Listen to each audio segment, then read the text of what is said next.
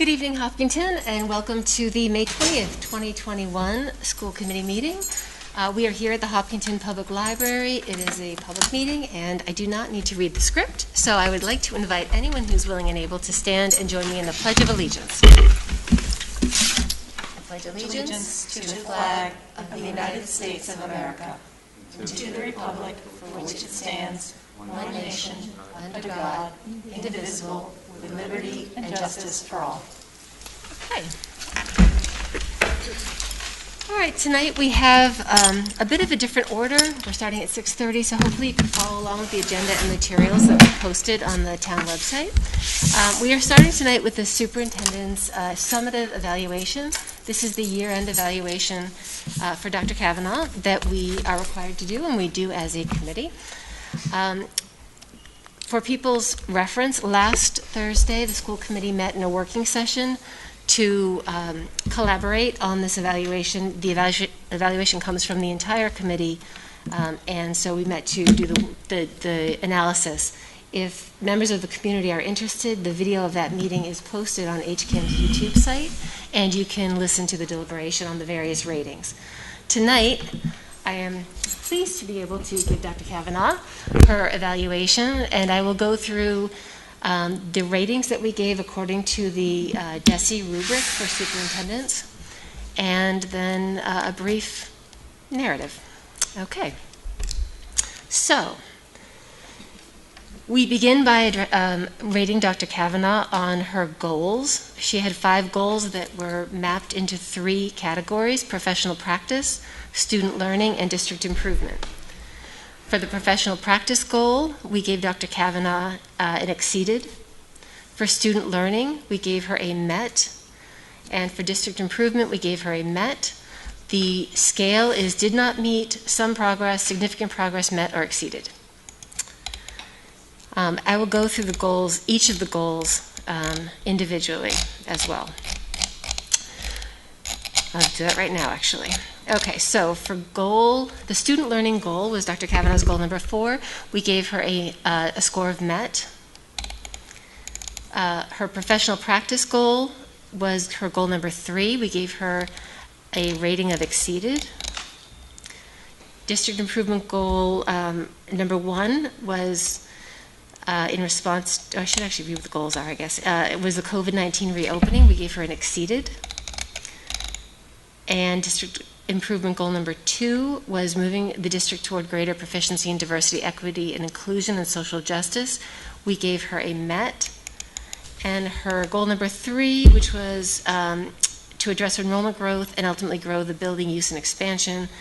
We made this a 2-year goal. This goal was contingent upon a capital project in fiscal year 20, and we didn't do capital projects in that year.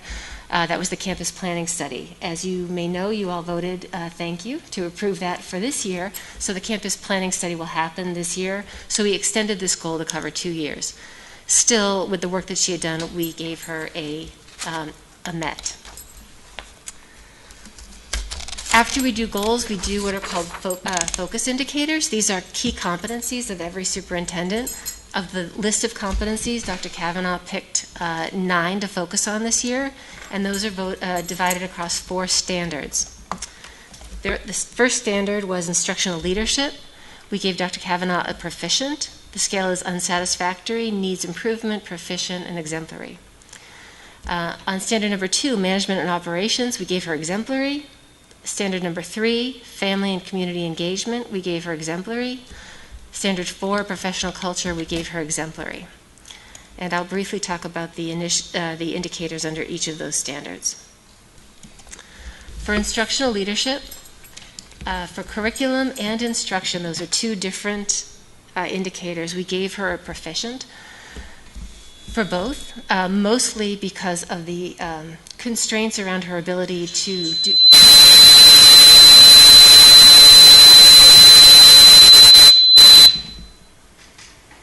Pardon me. Mostly around her constraints around her ability to do instruction because of COVID-19. Bob, do you need me to wait? Or you're okay? Yep. Okay, great, thanks.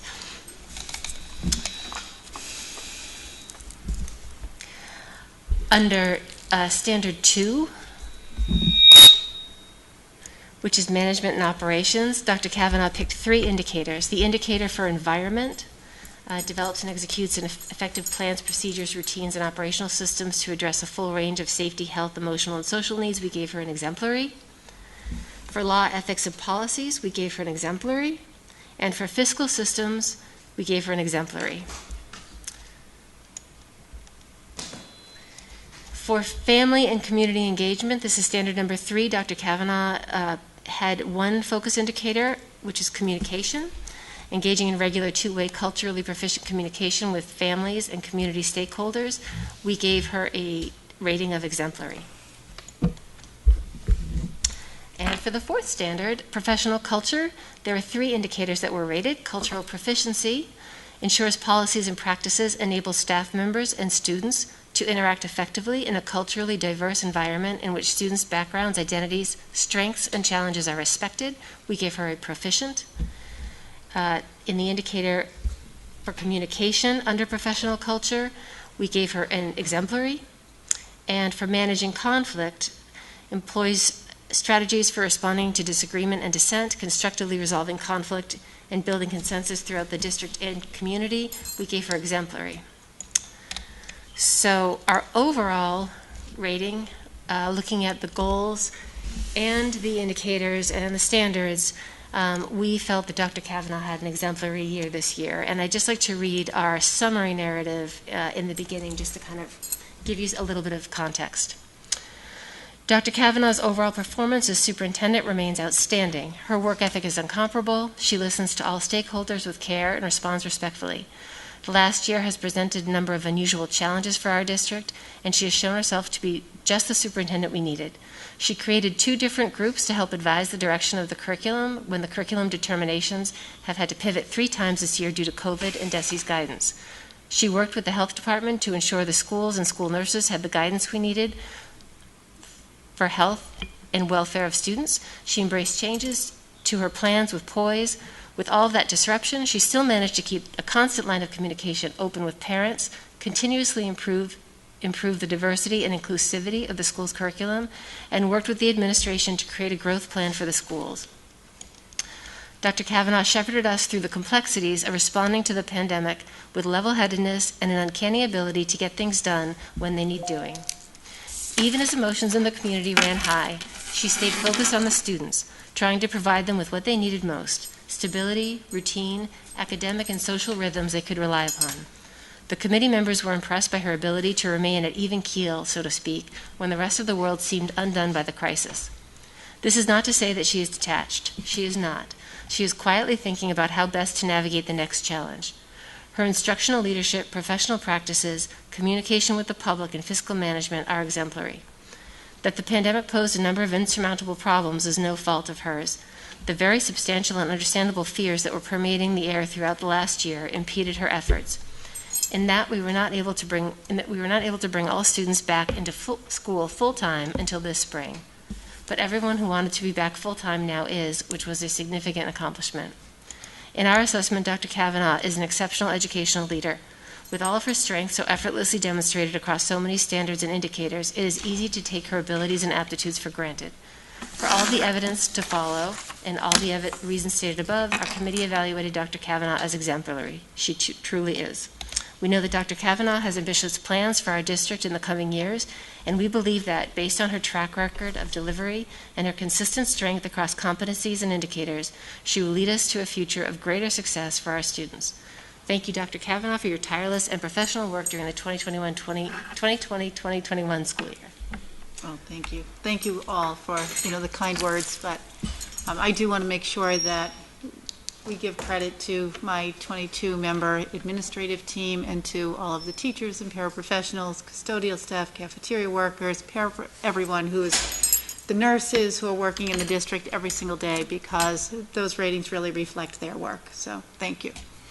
Again, I want to encourage the community. Please do watch, if you're interested, the deliberation. There were definitely areas where when we said proficient, that we noted things that were a challenge this year, and you may want to hear that discussion. So the recording is on HCAM on YouTube. I would like to know if the committee members had read the summary, and is there anything in the summary that you wanted changed before we take the vote? I thought that you and Nancy did a really good job of gathering. Oh, Meg, sorry. Isn't it? It was really just Amanda. I just read it over. Oh, okay. Well, then you, Amanda. Well, thank you all for You've done a really good job of putting together our comments and making sure that it's a well-balanced summary of every piece. So I really appreciate it. Thank you. Okay, so I will entertain a motion to approve the summative evaluation as written for Dr. Kavanaugh. So moved. Motion by Meg. Second. Second by Nancy. All those in favor? Aye. All opposed? Okay, thank you, Dr. Kavanaugh. I will send this off to you for your Thank you. files. Thank you. Okay. So that brings us to student council, and I do see our student council friends are here. Please join us. We need some chairs for you. Pardon? One at a time would be, if that's okay, that'd be great.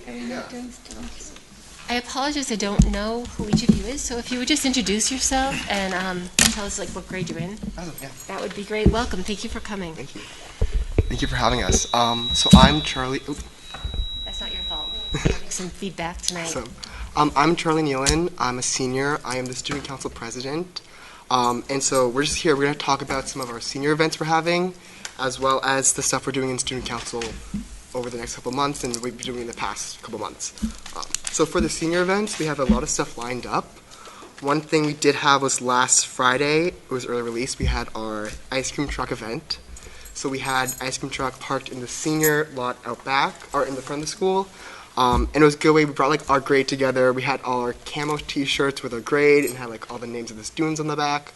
So it was a fun way to see all our friends. We kind of talked about college with some students. So it was a fun way to bring all of us together and ultimately put aside senior assassin and have our fun together at the school. And then coming up next week, we have our senior project presentations, which will be virtual. A lot of students participated this year. A lot of fun things people have done. I know some people were doing fishing. A lot of people did some working out stuff. My brother who's here, he did lots of stuff with our architect and building stuff, so a lot of different things. And then the 26th is our last day of school.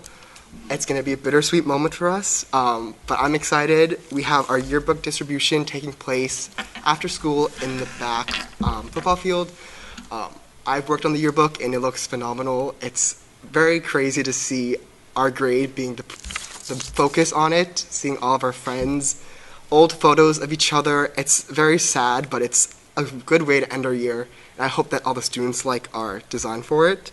And then that night we have our Red Sox game at 7 p.m., which is something I'm looking forward to. Obviously, at the beginning of the school year, we didn't know if we could have it, but now we do. I'm looking forward to it. I know it's supposed to be really sunny and warm that day, so I hope we don't sweat too much, but I'm excited to watch them. Then on June 1st, we have our cap and gown distribution.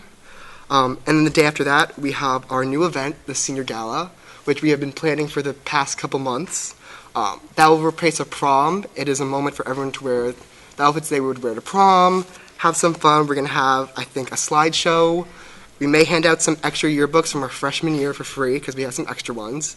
We'll have some food, some trucks coming in for food. We're going to have dancing, which is a big thing. And we're just going to try to end our senior year all together having some fun. And then the day after that, we have our graduation rehearsal. And then that night, we'll have our senior recognition night video virtually. We'll get to see all our classmates and all the accomplishments they've done, scholarships and achievements. And then June 4th, we have our graduation. I'm looking forward to that. I know my peers are. Our kind of last goodbye to HHS. And then we get to end our whole high school experience with the car parade, which was approved a couple days ago. I'm looking forward to that. I know my mom's setting up a couple stands outside, waving us on. I'm excited to see the teachers of our past grades with us. I know that my brother and I will be driving by, having some fun in our cap and gowns. But that's basically all the stuff for seniors. I can't wait. It's sad to leave HHS and say goodbye to the teachers and my friends, but I'm excited for all the futures we're going to have and all the stuff we're going to accomplish in our future. And I mean, college is waiting for us, and we're waiting for college, so looking forward to that. As for student council, I know previously we had some students talk about the different subcommittees we put ourselves into. So just to give a brief background on that, we decided to split up into 4 different subcommittees: sustainability, community service, school spirit, and diversity and inclusion. So I was in charge of the sustainability group. And so some of the things we've been working on the past month or two, one of the big things we kind of want to focus on our recycling that we have in the school. A lot of people use disposable masks. So we kind of wanted to talk about using reusable masks, emphasizing on that. We created some posters and PSAs that we posted on our student council Instagram. Kind of got the word out from that, as well as focusing on the importance of recycling and the use of paper towels during class. Usually after class, the teachers spray our desks and we wipe them down. A lot of times students take plenty of paper towels, so we kind of want to focus on the idea of you just need one to clean up your desk, help the environment that way. And then some big things we're talking about was possibly finding ways to change our trays in the cafeteria to either reusable trays or environmental friendly trays, whether it's cardboard or some other type of styrofoam. So we've been doing some research, that's still in the works, as well as possibly seeing if we can get blow dryers in all the bathrooms. We kind of just started with the idea because we know that some bathrooms have blow dryers, others do not. So possibility of limiting paper use with that as well. And then as well as blow dryers and then use of less paper in general. I mean, this year it's been focused on online with our Schoology. And I know it is not good to be focusing on computers and having your eyes on it all the time, but if you can try to find a way to limit teachers handing out papers and keeping it for online papers and stuff like that, that's something we kind of want to pursue. And obviously a lot of these things are stuff that student council will be pursuing possibly next year, because the school year is coming to end, so there's only so much we can do. But over the summer, beginning next year, there's a lot that they can still work on and that we can kind of make long-term changes instead of short-term changes. Yeah. So next I'll have Lucas come for community service. Thank you so much. I'm excited for all the green initiatives that you have going on. That's great. All right. Hello, everybody. I'm Lucas Nealon, and I'm Student Council Vice President. So I run the community service portion or committee of the Student Council. So we've talked a lot about finding some hours, places that we can help volunteer. I know one of the women in the office sends out a lot of volunteering opportunities for students, and we were trying to grab all the ones we could to kind of take place. Of course, there weren't as many this year, so we weren't able to take as many, but just note taken for the committee to grab those hours and spread them out throughout the student council, as well as helping spread the word for those and get more people in the school involved. And then a big thing that we just had was, I think it was 2 Fridays ago, we had a school cleanup. So we had a good turnout after school. There was about 50 kids, I say. We all broke out and we went down to the football fields and around Loop Road and around Hopkins, and we collected 15 to 20 bags of trash. There was a lot of trash, a lot of there's pizza boxes and just so much thrown out there. So it was really good to get that all cleaned up, and especially just a fresh start for the spring, a good spring cleaning, and just to help the environment too, because there was just so much out there. There's so many masks too, so just to get those all up and help the environment and help the school, I really enjoyed doing it. I know everybody else had a good time doing it. And so we're trying to focus on a few more cleanup events or other can drives, clothing drives we could do. We do have a clothing drive going on right now, as well as, I'm not sure, do we have a can drive happening? Or did we? Okay, I think we had one. I wasn't sure if we still had it going on, but we did have a can drive. And so we're just trying to push for more things like that, as well as publicizing them and getting more info out to the school. Because when we do most of those things and we leave the bins outside, we put up posters, a lot of people just don't really pay attention to it. So our goal is to try to promote it on social media where most people are, or through emails and announcements and stuff like that to get the idea in people's head. Because it is a simple thing to just grab something out of your closet you don't have anymore and drop it in the donation bin, or grab a few cans at the store just out of your cupboards and throw them in. So that's basically what we've been doing with community service so far. So now I'll pass it over to School Spirit with Caden. Thank you. Thanks, Lucas. Hi, I'm Caden Boyce. I'm a senior. I'm the Student Council Secretary, and I'm in the School Spirit Committee. Over the year, especially during the hybrid schedule, we wanted to maintain some sort of school spirit since we weren't allowed to do as many events. So we decorated the whole school for Halloween and also the winter holidays, and I know a lot of my peers really appreciated that because that was something that gave them some excitement, just walking through the hallways and see everything decorated and with music. But more upcoming events. We have Spirit Week this coming week as a way to finish off for the seniors. We're going to have Business Day, Hippie Day, and Camo Day, our 3 top senior ones. And the underclassmen will do kind of the opposite senior to the seniors for Spirit Week, and they'll finish that on Thursday and Friday when we're out of school. And then an annual event that we are happy to continue is Hillerfest, and it's outside where we have lawn games and the school gets to come interact with each other and just have fun outside, and we'll have an ice cream truck come. And that's on the Friday of the elections and re-elections for student council, so that's kind of a fun way for everyone to gather all before that happens. And so we're excited to be able to plan that for School Spirit to end the year. So I'll pass it on to the last subcommittee. Thank you. Thanks, Kate.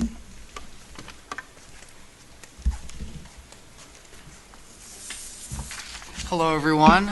I'm Colby Mashad. Thank you for having us here. I'm the current leader of the Diversity and Inclusion Subcommittee, and I'm going to be talking about one of the projects that we've been working on and that we are currently working on as our main focus right now.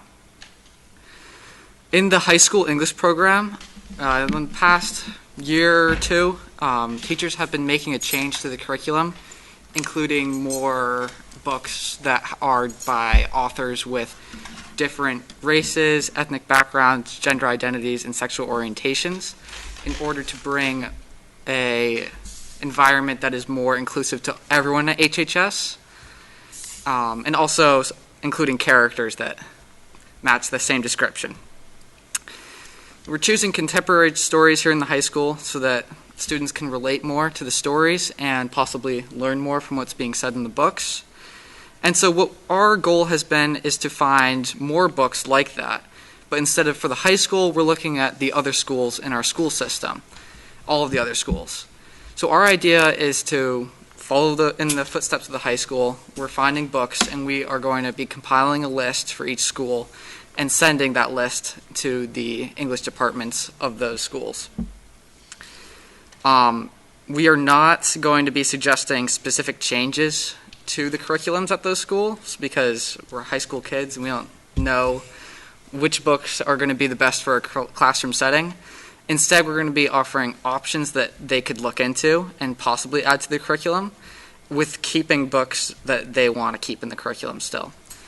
And also, we are very open and strongly suggest that those teachers take it upon themselves to look for books that they might be interested in teaching. And I mean, we're going to be compiling a list, but it will not be every book in the world that would be good for the kids in Hopkinton. And so we are hoping that over the next few years, we can reach a point where we have books that cover a wide range of topics and are very inclusive of everyone in the school systems. And that is diversity and inclusion. And that's all we're talking about today, right? Wow, so you're all seniors, right? We are all seniors, yes. You guys have set the bar so high for student councils to come. I mean, the amount of sort of intentional work that you've done by dividing up into these really high priority subcommittees and actually doing work and making progress. I'm just blown away. I think you guys have really set the bar way high for the for the next class. But thank you so much for all this work. Thank you. And these are all so critical to a vibrant and healthy and productive school climate. And, you know, you guys are really contributing, so I'm thrilled. I can't believe you got 50 people to pick up trash around. I was surprised. That's I wasn't awesome. expecting it. I was expecting like a few people, and then I walked in the atrium and it was just full. I was like, Maybe wow. it's We ran any out of social clothes. event will do, right? Yeah, no. Coming out of a pandemic, anybody will do anything. Committee members, any questions for our guests? No, just great appreciation. Thank you. Do you guys know if the next school council will continue these subcommittees? Are these sort of institutionalized now, or is it up to each sort of senior class to? I guess it's up to them, but I think that because of the stuff we've been working on and we kind of want to move forward with to make long-term changes, like this is something that will help get student council doing stuff other than like Spirit Week and stuff like that, and keep them like having something to do over the year. So I mean, obviously it's up to them, but I think that this is something that the advisors at Student Council may want to keep on enforcing as the years go on for Student Council. So I wouldn't be surprised if this is something that's just going to be kept, and over the next years will flourish into something bigger, or maybe something that the whole school will take part of, or something like that. I also just want to say I'm impressed with the different pieces of work that you guys have taken on this year, and just how important the threads that you have pulled together for the students at the high school has been to all students. That it has been a tough year, obviously, for everybody, but you guys have made some really nice connections that have gone through and cut through different hybrid things and bringing everybody together in ways that were more challenging this year. So thank you for that. Congratulations on your upcoming graduation, and all the first slide of fun stuff looks really great. You've earned it, so I really hope you enjoy. I can't wait for the car parade. We'll all be out there probably with our banners and pom-poms and whatnot. So congratulations, and thank you so much for coming. Thank you. Thank you. Thank you so much. Thanks. Congratulations, guys. Congratulations, Enjoy the week. everyone. Yeah. All right, so we are moving at 7 o'clock. We have a posted public hearing. So I think I need a motion to open a public hearing. If the public hearing is on school choice. I move to open the public hearing on school choice.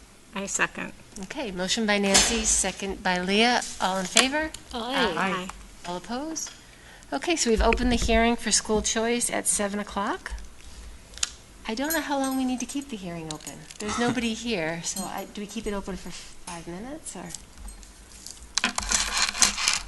I'll give people a couple of minutes, but it would seem to me if I guess we can just say to the community watching that we are required by law, this isn't a Mass General Law hearing, we are required by law, along with every other town, to hold a public hearing annually to determine whether or not our district will be open to school choice. And if we hold this hearing and we vote as a committee to not have school choice, we don't have school choice. If we vote to have school choice, we have school choice. But this is where it is decided. And we have to maintain a public hearing so that we can hear from the community on their arguments on this topic. Amanda? Yes. Is this public hearing, this is not where we deliberate on school choice, is it? This is just a public hearing and then we deliberate some other time, or are we going to deliberate tonight too? I believe we It's in take the the agenda vote tonight. right Okay. tonight, All yes. It has to be done by, I think, the end of May. Is that not right? that's right, I think It's no later before than our June next 1st, meeting. you have Yeah. to Yeah, let that's Jesse fine. I just know. was curious about the format since we're in a public hearing and nobody's here. Is Yeah, it appropriate then to ask what are the parameters and considerations we should be thinking about as a school committee when we make the decision? Or did you want to leave it quiet in case somebody shows up? You could ask that as a citizen. You could ask that. I think it's fine. You can ask that. It's item C in new business, but I mean, what are some of the considerations we've had as a school committee in the past? School choice sounds like a good thing, but what's the upsides and downsides? I think generally speaking, in recent history, our enrollment growth has pushed the boundaries of our physical spaces to such a degree that, and our classrooms and so forth, that we have not voted for school choice for that logistical reason mostly. I don't know. Am I right also that if we accept a student into our public schools as a result of school choice, we have to allow them to remain, and we don't know what the actual enrollment will be in 10 years or 12 years, but if we take them in kindergarten, they can stay until they graduate, and we're also obligated to take siblings. Is that accurate or not? I know the first one is accurate. Okay. Susan and I talked about that earlier today. I was under the impression that you do take siblings. Right. Yeah, Do you know the answer? that, I don't know the answer to that, but as a district, you typically would. So another question I have is school choice like a two-way thing? Like if we vote not to take part in school choice, that means people can't leave our district and choose to go to a neighboring district? Or is it just a one-way thing? It's a one-way thing. Yeah. So if we have school choice, families from outside of Hopkinton could send their kids here. We could only send our students in Hopkinton to other districts that have voted to approve school choice. Okay. Historically, we have had students, I don't know if we have any choicing out right now, but I know it for a time, years ago, there were students who were choicing into, I think it's Mendon Upton, because they had the Spanish immersion program. French immersion in Holliston. French, is it? Yeah. Okay, yeah. In lower grades, I think they start very early in Holliston with French. And, yeah.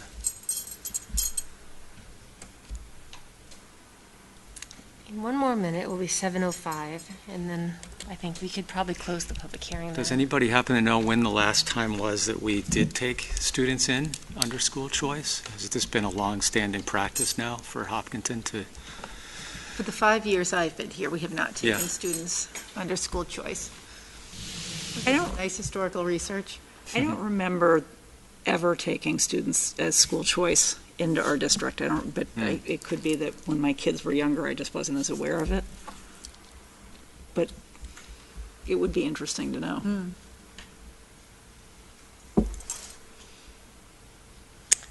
Okay, well, seeing no members of the community at the public hearing, I will entertain a motion to close the public hearing on school choice. So moved. Motion by Meg, I'll second. second by Nancy. Any discussion? Okay, all in favor? Aye. Aye. All opposed? Abstain? Okay. So that passes, and we move on to public comment. Again, I don't see any members of the community here for public comment yet, so we'll move on to recognitions. Dr. Kavanaugh. Okay, so this evening I would like to recognize Hopkinton High School's National Merit Scholars.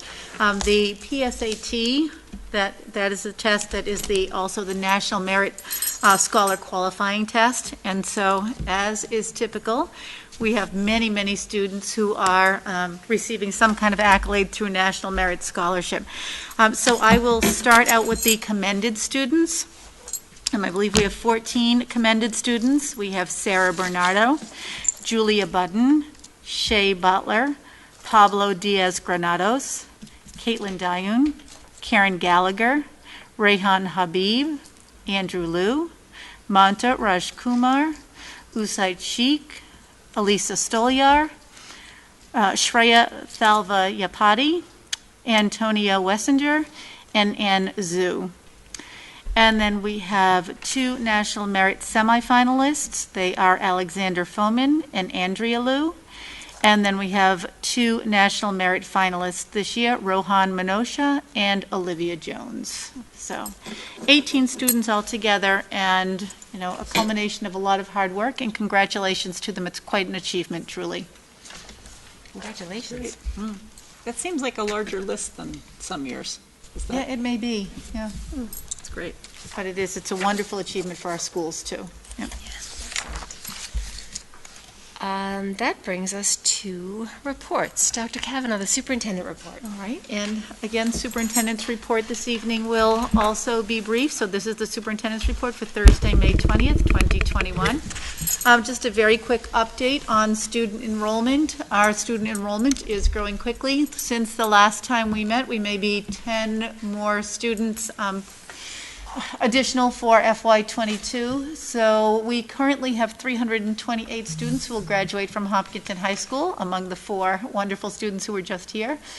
And so at this point in time, we have 386 new students. So they are enrolled as newcomers. Now, they could be kids who had left us to do homeschooling for a year or two, pandemic kind of related, or kids who went off to private schools, or they could be brand spanking new to Hopkinton, having moved here from some other community. So if we just quickly do the math, we have 386 new kids and 328 leaving us. So we have 58 at this point in time additional students. You know that when we did our budgeting, we imagined that we would have 74. So we'll just kind of keep that number and going, and we'll see where we are. But that's a lot of kids, I think, for this point in time. So, it's really wonderful to see our kids kind of coming back to us too after the pandemic. So we're proud of that. All right, we also have agenda items tonight where we will talk about the new mask guidance, but just very generally, DESE has decided that they would issue guidance about masks in outdoor settings. And so our students, pre-K to 12, if they are outdoor at recess or they are outdoor at outdoors for a PE class, they are not required to wear masks under this new guidance. And masks are required, however, for faculty and staff outdoors if they are going to be within 6 feet of kids. If they're not within 6 feet, they can certainly, feel free to take their masks off as well. And I do believe if you kind of drive by Hopkins or some of the elementary schools and just take a look, when the teachers are greater than 6 feet the outdoors, some do remove their masks. So this gives them a little bit more freedom in that sense. Effective May 29th. This is wonderful news. It came out yesterday, and I think Mr. Bishop and the high school are all very happy about this. Attendees, staff, and students at outdoor graduation ceremonies are not required to wear masks, but they are encouraged to socially distance. And so we are keeping our social distancing in place, but parents and other attendees, along with the teachers and graduates, they are all able to take their masks off for graduation. DESE does say that unvaccinated attendees are still encouraged to wear a mask, but they are certainly not required to do so. And then the MIAA, spring sports, they issued guidance, maybe also yesterday or 2 days ago, indicating that masks are not required for spring sports for the athletes and for the refs and for the spectators. So we will be looking tonight at school committee policy that would address all of those issues. Mrs. DeBoe wanted to remind us that at, say, Marathon School, for example, at times of parent pickup, as long as we have a mask policy in place, parents are picking up their kids. They're very often 6 feet away from anyone else, and that would also allow them to remove their mask when they come to retrieve their own child. All right, we did get some pretty excellent vaccine information as well from Sean McAuliffe, who is our public health official. So what you see on that graph right there, this is the age range of 17-year-olds to 18-year-olds in Hopkinton.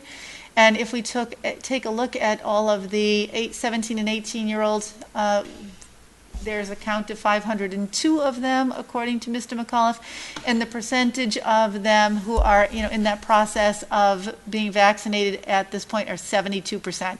So that is pretty wonderful that our high school kids are in that place. And if we go one slide further, this is the percentage for 14 to 18-year-olds. We are talking about 58% of that group, or 992 students. So again, that's, I think, just really positive information we're getting. And I know we'll be talking about, pool testing and such with our current seniors, but that, I think, information would be helpful in informing that discussion tonight. All right, here is some more good news. Special education, the Department of Elementary and Secondary Education will ask us, will submit to us every year information about, how are we doing in terms of students with disabilities. And one of the criteria is disproportionality, but there are 5 or 6 criteria on that list. And as you can see, the town of Hopkinton, our public schools, meets all of the requirements under IDEA. So the first part is the very first paragraph of the letter that I received. Dear Carol Kavanaugh, the purpose of this letter is to notify you of the Mass Department of Elementary and Secondary Education's, the department, local determination under Part B of the IDEA that Hopkinton meets requirements. So it's really nice to see that, and one piece of that is disproportionality, but it's nice to see that our rating is so sound under DESE. It makes us feel good that we are doing the right things with our students who are on IEPs. Dr. Kavanaugh, could you just explain the term disproportionality to those who are maybe watching and not familiar with it? Sure. So imagine that 50% of Hopkinton population are girls and 50% of Hopkinton population are boys. If you started to see that 80% of the students on IEPs were boys and 20% were girls, you would say, well, that's disproportionate, because theoretically it should be somewhere around that 50-50. I mean, maybe it would be 60-40, maybe it would be 55-45, but it should not be so far out of whack that that it would look like we were making boys eligible for special education services, at 4 times the to every girl. So that's what we mean by disproportionality. They look at, who ends up on IEPs and how do they qualify for them and how are they eligible for them. And we just want to make sure that, kind of across groups, there's kind of that same representation within special education as you see within general education. Thank you. All right, and that's all I have for us tonight. Joe. Questions? Surely. So I have a question on the first part of the presentation when you mentioned that the graduating class had X number of students graduating, and then there's a number that are coming back yes. for next year. If someone were leaving the district, do you count them? How do you find that out, or do you assume they're coming back unless you find out they didn't enroll later? Or? That is correct. You know that I used to be showing that grid all the time of, how many kids came into first grade, how many kids exited first grade. So we typically know that because, they'll call us and say we need to unenroll, but we also would send their student records to the receiving school. Okay. So, yes, So we'll take a look at that as well. And typically, if a student, so you're right, that number could be a bit inflated because we wouldn't know that a student is leaving the Hopkinton Public Schools right now. Maybe it wouldn't be until around June 22nd that a parent said, or sometimes it's even August 1st when a parent says, They just don't tell you. We finally sold our house and we're moving to Holliston. Yeah. So we'll have our records transferred or something. It's good to track. So we though. watch the ins and the outs. Yeah. Okay. Thank you. What jumped out at me was the number of graduating, and I know we've seen this slide a million times, but in terms of the 328 kids graduating, that has to be the largest class That's a large ever class. graduated. My daughter's in the class, and it's always been Yeah. a bubble going through. And there are other big classes coming up behind as well, but I don't ever remember a graduating class that big. I agree. I think that historically, this may be the largest graduating class on record from Hopkinton High School. Yes. But we know from looking at what's below, we would expect to see. Yes. Meg? I had one question, and I'm not sure if you have the answer.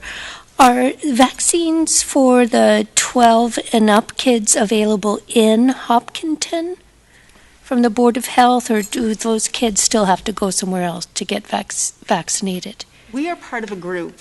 And so Westboro's in our group, Ashland's in our group, and they have been holding those vac sites for our 12 to 15s at the Doubletree in Westboro. Okay. And I think it's just because there's that great big site there.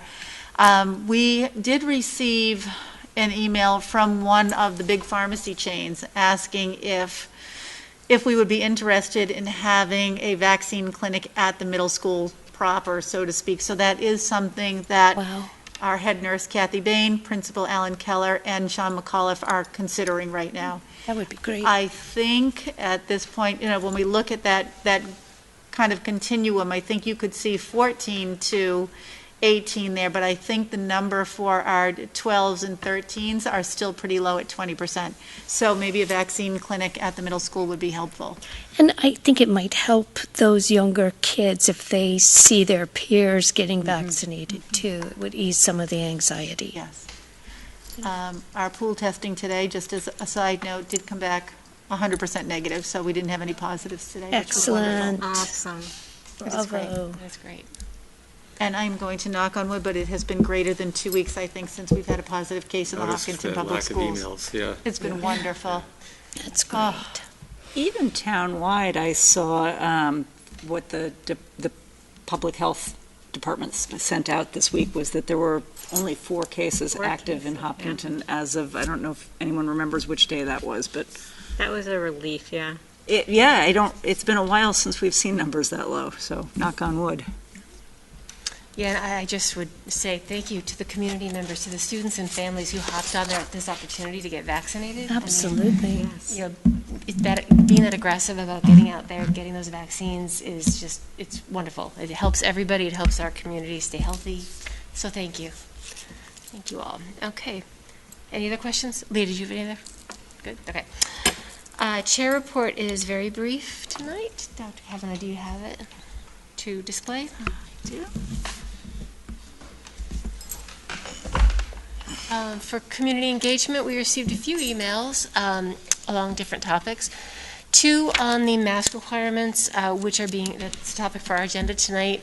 One expressing concern about changing the face mask requirements before the end of the year, hoping that we keep them in place. And the other one, looking to have younger kids not wear a mask and wondering about health impacts of young children wearing masks for a long period of time.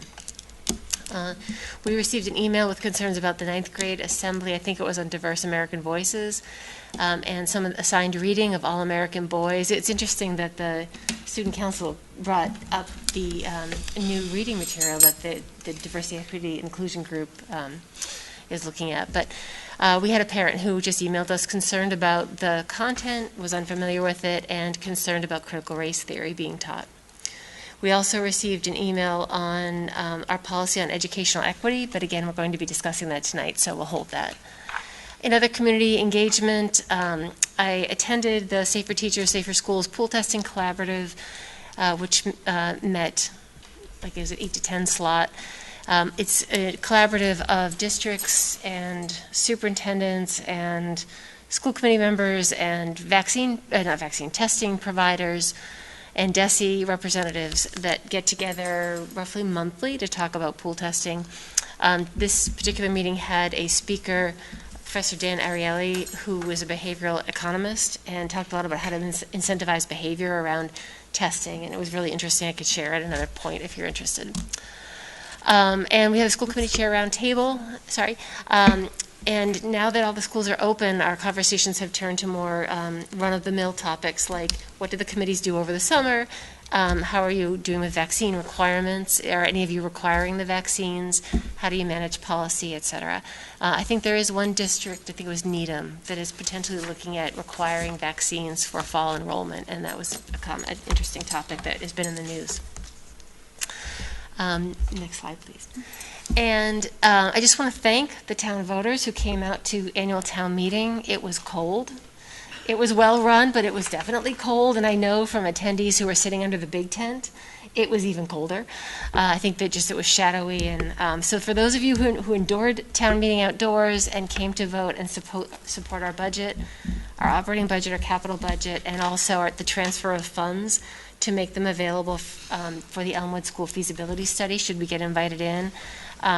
We really, really appreciate that support. Dr. Kavanaugh and Ms. Rothermick spend a lot of time throughout the year communicating about what's happening with our budget. And, the community had a few questions, but I think they've heard a lot of your presentations. So thank you for the work you did at town meeting. And really thank you to the voters for coming out and supporting the schools. And I think that's it. Is that it? No, budget. Yep, I approved warrants 2170, 2171, and 2172, which are included in the packet. And I also wanted to mention that on April 15th in executive session, the school committee voted on 3 sets of executive session minutes. For the 12/3/2020 meeting, we approved the minutes, but we did not release them because the purpose of the executive session still remains. For 12/17/2020, we approved those minutes, and we released them as redacted. And for 12/22/2020, we approved them, but again, we did not release them because the purpose of the executive session still remains. Okay. Liaison reports. You want to do it yourself? I can get rid of it. Okay. New business. Dr. Kavanaugh, senior pool testing. Okay. So several times, I think, in recent meetings, we have had conversations about whether or not we wanted to require for our senior students pool testing prior to all of the events of graduation. And, I think we had talked about it during that week after April vacation when the numbers at the high school over a 5-day period were 22 cases. And I think we had an awful lot of concern at that point in time.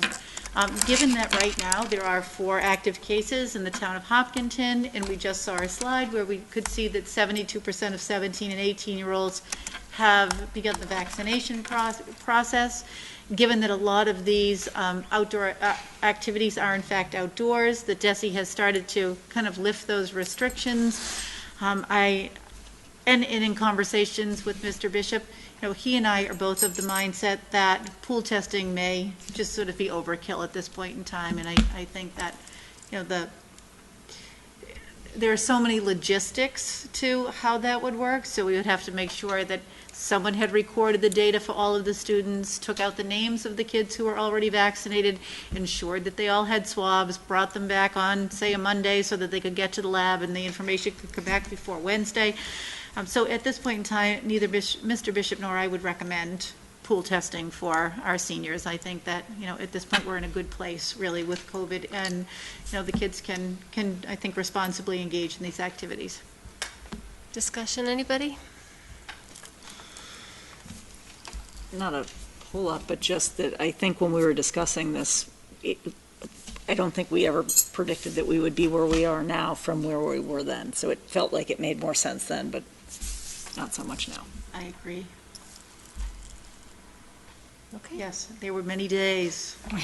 It felt like the potential was there to blossom in a different kind of way. Yes. It's great to have that report from the health department showing the percentage of by age that are vaccinated. It'd be nice to get as free, I guess, weekly or every time we have a meeting, if possible. I don't know how hard it is to generate those reports or if you request them from the state, but it'd be nice to track through the end of the school year, because I think it really adds to the public discussion. Mm-hmm. Sean really is wonderful with data. If you ask him for information, he can produce it. So, I mean, to see that 70+% of high school seniors, I think it was, are already vaccinated, and it will keep going up too. Yes. I agree with you. Sorry. I was going to say, I agree with you. I also think that it will help us coming back into September and looking at what a different landscape we have district-wide. Yeah. So I want to thank Mr. Bishop for always looking at opportunities to, provide events for kids but ensure safety, and I appreciate that he was thinking about ways to keep the seniors safe and bring that forward. I also, like everyone else, support not needing it at this time, but I really appreciate that he's thinking about these things all the time. He's constantly looking for opportunities to do the right thing. Yes, and I think he'll have more information for families tomorrow about graduation. I think he's very forward-thinking, and when we saw that list of opportunities for our seniors this year, it seems like a really fun and safe week. So he's doing a beautiful job. That's great. Okay. We are on mask policy, item B. This is policy EBCFA, mask coverings. Dr. Kavanaugh. Just have to find that in my...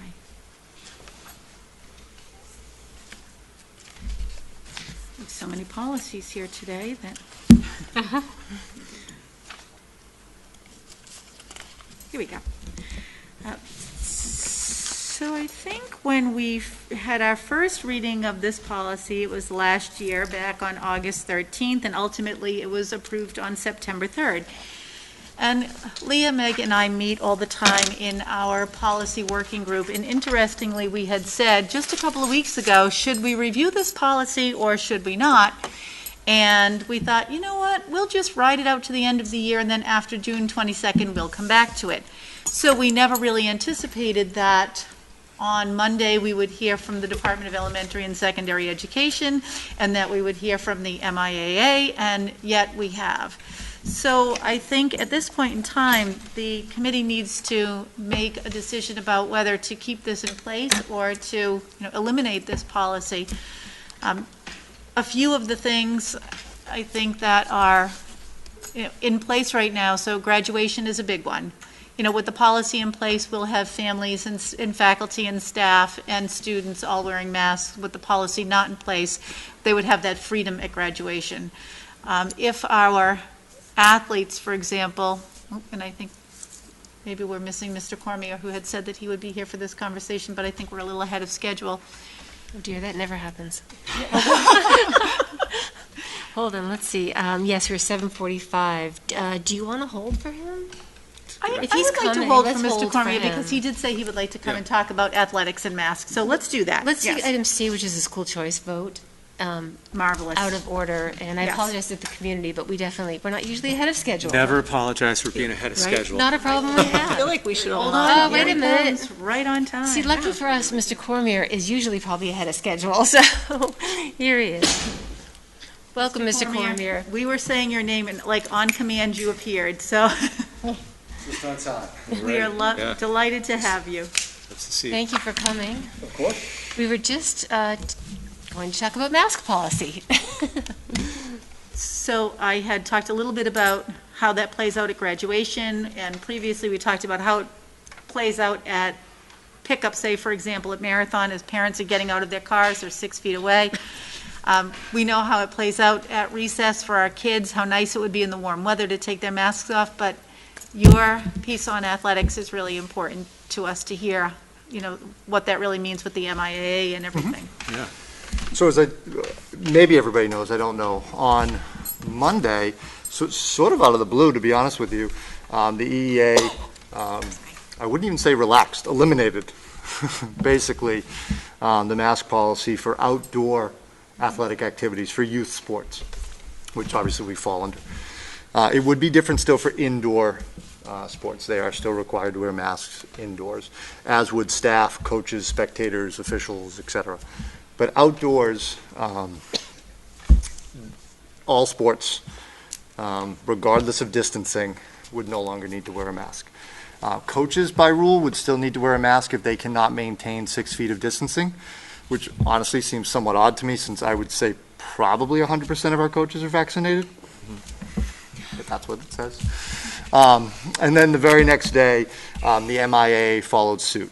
And as I think we've talked throughout the year, they've come out with modifications each season and per sport. They're very stringent in the fall, and each season has seen sort of a gradual relaxation of some of the modifications. And so they followed suit on Tuesday, issuing guidance that they would support the EEA guidelines that came out the day before and eliminate their mask requirement, which is in all of the spring modifications. So both of our governing bodies at this point have said we no longer need to wear masks for outdoor athletic activities. And certainly my recommendation would be to follow those guidelines. We've done it all year long, and I think it would be a very hard sell at this point. It's also been 80 degrees every day. Even yesterday, many schools immediately, once this news came, they eliminated masks outdoors, and we played 4 different schools yesterday in different sports who had eliminated the mask rule for their teams. And I had to politely request that they wear them when they came to Hopkinton yesterday. And honestly, to their credit, they all did in the various sports that we were hosting. But it certainly would be nice to, I believe every TVL school at this point has eliminated the mask requirement for outdoor athletics. That was my question. I was curious what the TVL was doing. There was a few schools similar to us that did not do it instantaneously, as they were kind of waiting for a more formal process to unfold. But I believe now everyone is at the point where they have followed suit. Can I ask a quick question? Mm-hmm. Sure. So our mask policy includes the indoor wearing of masks as well as the outdoor. So eliminating the mask policy, won't that also eliminate the indoor requirements that we sort of created within the mask policy originally as well? Well, I don't think that it does, only because DESE still has in place that if you're indoors, you need to be wearing a mask. As is And our the governor does as reopening, our well. full reopening plan Yes, talks about masks. it does. The governor's order actually excluded the indoor K-12 buildings from the waiving of the requirement for masks as well. So we can just get rid of this policy. You could simply eliminate the policy. Yeah. Or you could sort of temporarily suspend the policy and say, do we want to come back and look at it again in August? And if you're looking at it in August and you say, no, we can really suspend that policy, then you have a lot of options, I think. Can I ask a governance question? If DESE has this mandate, why did we need to have a policy on top of that? Like DESE had a mandate for masks, then we had a policy on top of that. Now DESE says, no, you don't need masks, and we have to revise or eliminate the policy. Did we need the policy? Do we need the policy? Well, I think some of the wording of the DESE wasn't quite what we wanted, especially for those students who cannot wear a mask. Mm-hmm. So it was important for us to explicitly state that they could find another means I see. or seek That was the main a thing. medical excuse, so that felt important to us. And at the time, there was also a lot of concern about the type of mask that children wore into the school, making sure that they wore with enough layers to it so that they were protecting other children. So that was also in the policy, which now everyone by default wears the 3-ply paper mask pretty much, or the ones with the filters or whatever. So, But the gator ones were the ones that I remember us Gator discussing. was one that we were concerned That was about. something that impacted sports as well, because most of the MIA guidelines actually allowed gators, and we did not. That's right, yeah. And I think also our policy is on all school grounds. I don't know if all of the DESI guidance covered the extent of all school grounds, but can I ask a question about, you mentioned the coaches. Is it within our purview to go more lenient than DESI? So if we were to say if a coach is vaccinated, they don't have to wear a mask? Yeah. If they're within 6 feet, could we do that? Do we have the power to be, I guess, to have a freer policy than DESI? Or the MIAA. Or the MIAA has said that coaches don't have to. Correct, yeah. Yeah. Oh, they don't have to. I thought you said they did. Oh, They're supposed to if they're really up close with someone, but there's never really going to be a point of time that they're going to be that close to someone for any length of time, especially with the outdoor sports when we're obviously spread out. The one place I should have mentioned that students will still have to wear a mask in athletics is on our bus when we travel to away games. I forgot to mention that. That is still required within these policies because that's considered indoors. Okay. So the students will have to wear a mask when we are on the buses to away contests. So for adults, it's just if you can't have distance. Mm-hmm. Okay. So can I ask just another question? The fact that other districts got rid of it entirely, was that because it wasn't a school committee policy and they were able to take care of it at administrative Yes, level? some districts did not have school committee policies. Yeah, that's my understanding. So in some communities, it was strictly a Board of Health decision. Okay. So when this information became public, it was simply a matter of going to the Board of Health and asking them, and if they agreed, then it was, then it immediately went into effect. Do we have a recommendation from Mr. McAuliffe? I didn't see one. I mean, I don't know how people feel, but I feel like MIA, we sort of made the decision for the TEL. I mean, once you're competing on this, at least let's take sports first. I mean, once you start competing with other schools and they're not wearing masks and you're outdoors, I think I would like to, personally, I would like to see athletics be able to be mask-free. I mean, at this point, I think that's the only logical conclusion when most of the schools are doing it anyway. I think that it sounds like we follow the state guidance. I mean, when they said you need to have masks, we said we'll have masks, plus here's some descriptors and conditions on those masks. Now they're saying you don't need masks. We're not the health authorities. They have made that decision. We have historically followed the science and done that successfully. Right. So in terms of procedurally, if we are potentially going to take a vote to not have this in effective, say, immediately, or whenever we say, can we just shelve it until, do we need to suspend it, or can we just put it aside? Because my guess is if we had to have a mask policy in August, it's probably going to look. You could really eliminate it, and then if you had to have one in Just create a new one. we could, yes, we could bring back, something similar, or this exact policy, whatever we wanted to bring back, and then you could vote on it then. So shall I make a motion to rescind it? I'm just looking to see if there's anything we're going to lose that's important to us. And maybe if we do go that way, there could be an email explaining, just so that it's clear to people that per, DESI and per the governor's executive order, students will still have to wear masks indoors, regardless, that this, so that people don't just all show up tomorrow with no masks. Yes.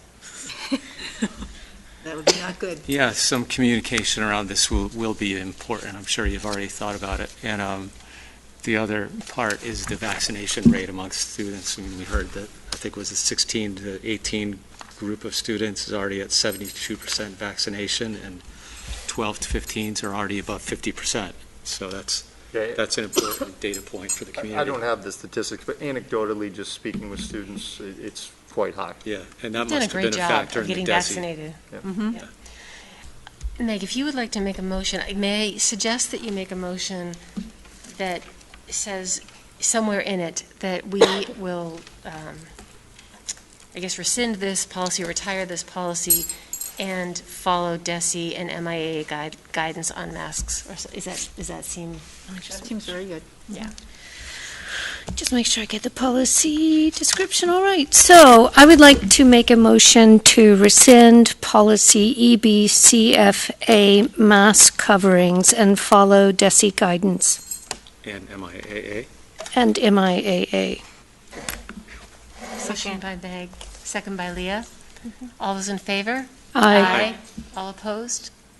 Okay, it passes. Thank you. And thank you for all your Historic work moment. to. You've made 500 student athletes. I They can all turn the know. meeting off now. Well, thank Can you we for- take off our masks? We're don't indoors. I don't know. Well, I think if you're indoors and you Yes, we're can, indoors. well, I don't know, now If we're we're at all 3 feet, fully right? So if you vaccinated. exceed 3 feet, are you able to take? We're all fully vaccinated. Are we? I'm not. You're not? Well, I'm still marinating after my second shot. I have another Okay. week to go. Okay. We'll give My you second another shot's week. Monday.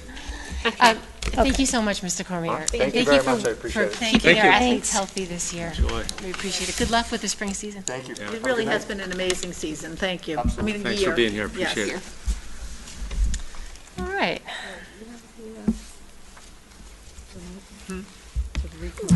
Sorry, Um, you have the remote. I do. So if you do your TV set, will it, No. We're going to do the school We- choice vote. Yeah, we now. have time. I'm Okay. just trying to re-engage the that remote TV. is in that clear bucket right over there. Thank you. So we're on item C, a school choice vote. Dr. Kavanaugh. Okay. So we've had a lot of conversation already about school choice. It would be my recommendation that the town of Hopkinton does not participate in school choice for the 21-22 school year. And I think, it's just very clear that we already have enrollment issues. So to invite students in from other communities, even if they are tuitioning in, we really just don't have the room to absorb them, so. Is there any discussion? So I just want to say, and it's not, I'm still voting against it, but I just want to say that this is the sort of initiative that normally I would be for, right? For giving more opportunities to Agreed. students to come into a school district like ours. The enrollment issues are just so overwhelming right now that we just can't afford it. I agree. I feel the same way. It feels a disservice to the broader community.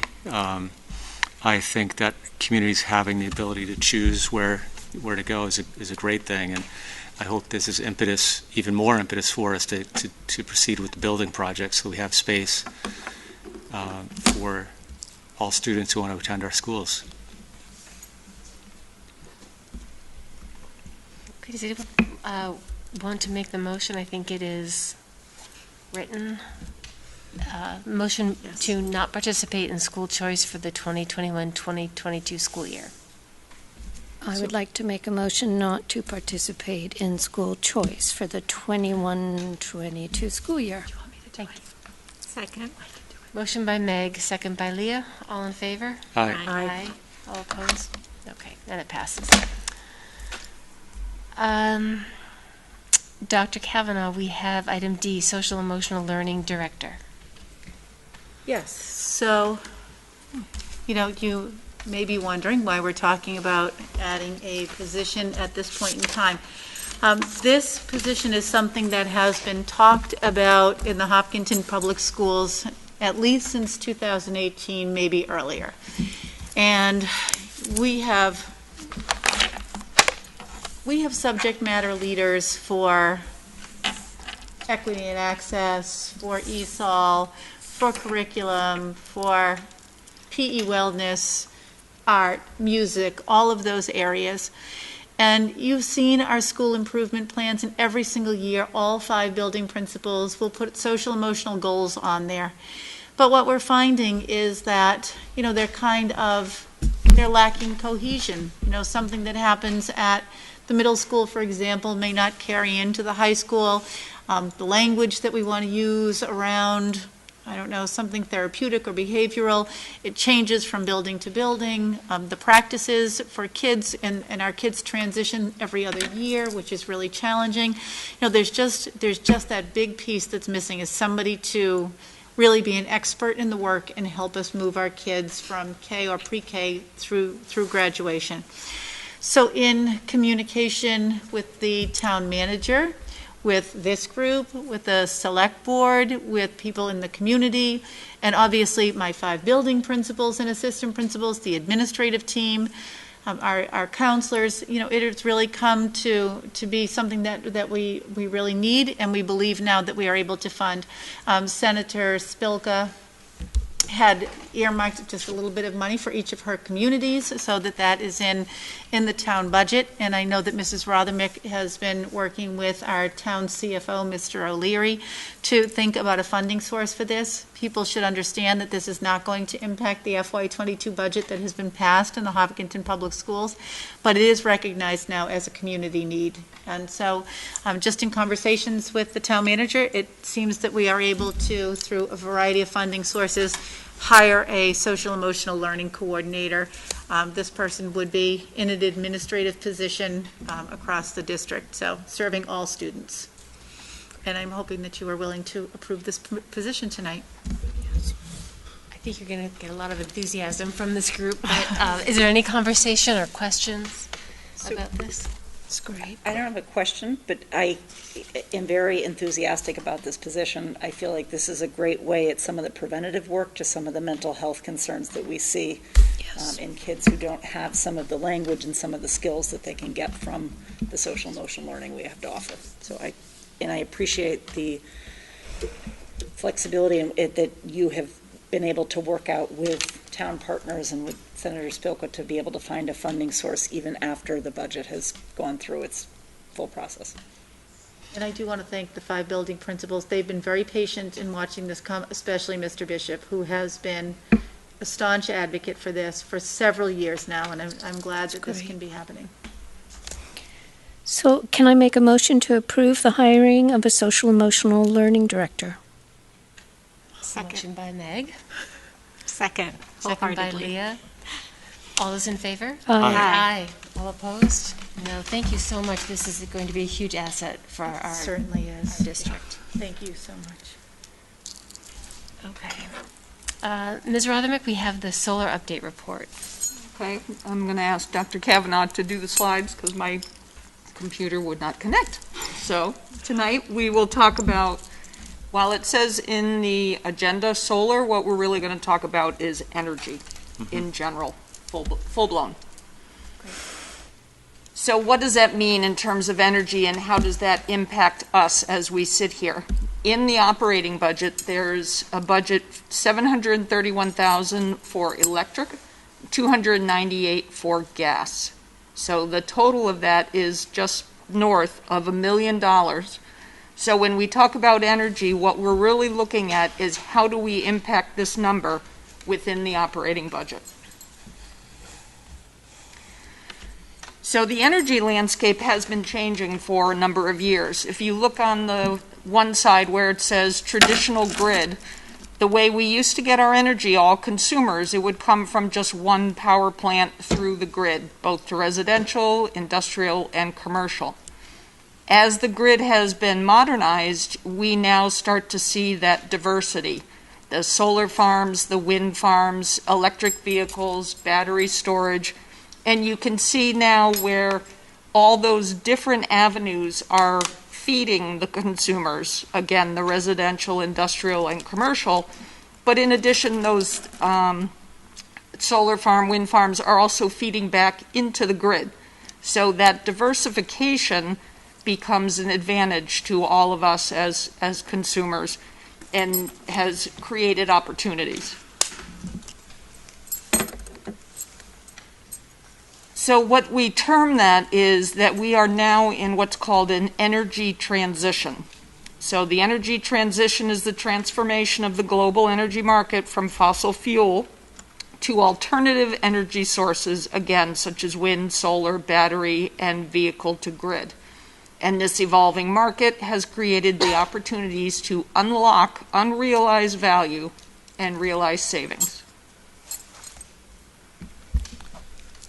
So when we look at just Hopkinton, what have we done? Our energy projects, we have solar installed at both the middle and high school and at Marathon. We have battery storage at the Marathon on the solar, and we have building management systems district-wide. So what do each of those projects mean? So we'll start with solar. For Marathon, we have two different installations. One is this power purchasing agreement, which is our newest installation. And you can see the year one forecast savings is $31,000, which through a power purchasing agreement, it's the differential between what the current electric rate is and then that rate that we pay back to the vendor that installed the system. Again, because we do not own that system, we pay that differential. One quick question. Yep. Is that savings for Marathon only or for the entire district? So that is going just towards the Marathon line, if you will. Okay. Yep. So the second project at Marathon, this was funded through the actual construction project. So this piece we do own. It's a much smaller system, but we get the full savings, which is the full utility cost of all of that production. So that results in $9,200 of savings annually. And our oldest system is the one that's on the high school, middle school roof. And again, this is through a power purchasing agreement. So again, our savings is that differential between the PPA rate and the utility cost. So that is approximately $14,000 a year. So then let's talk about battery storage. So the battery storage we have installed at the Marathon Elementary on that solar system. So battery storage allows the district to use the solar generated energy when the costs from the grid are the most expensive, rather than straight line as it's generated. So what does that look like? A typical production meter for solar without the battery storage, the generation is used as it's produced. So you can see at 5 a.m., 6 a.m., 7 a.m., as solar is being produced, that is also being used by the system. So the difference being when you have battery, you're saving that generation for when it is most expensive coming off the grid. So the top line represents our actual demand, and this is actually at Marathon. This is our battery production meter. The top line represents the demand at that time. That's what Marathon needed from the grid. But using our stored energy, the bottom line represents that adjusted demand.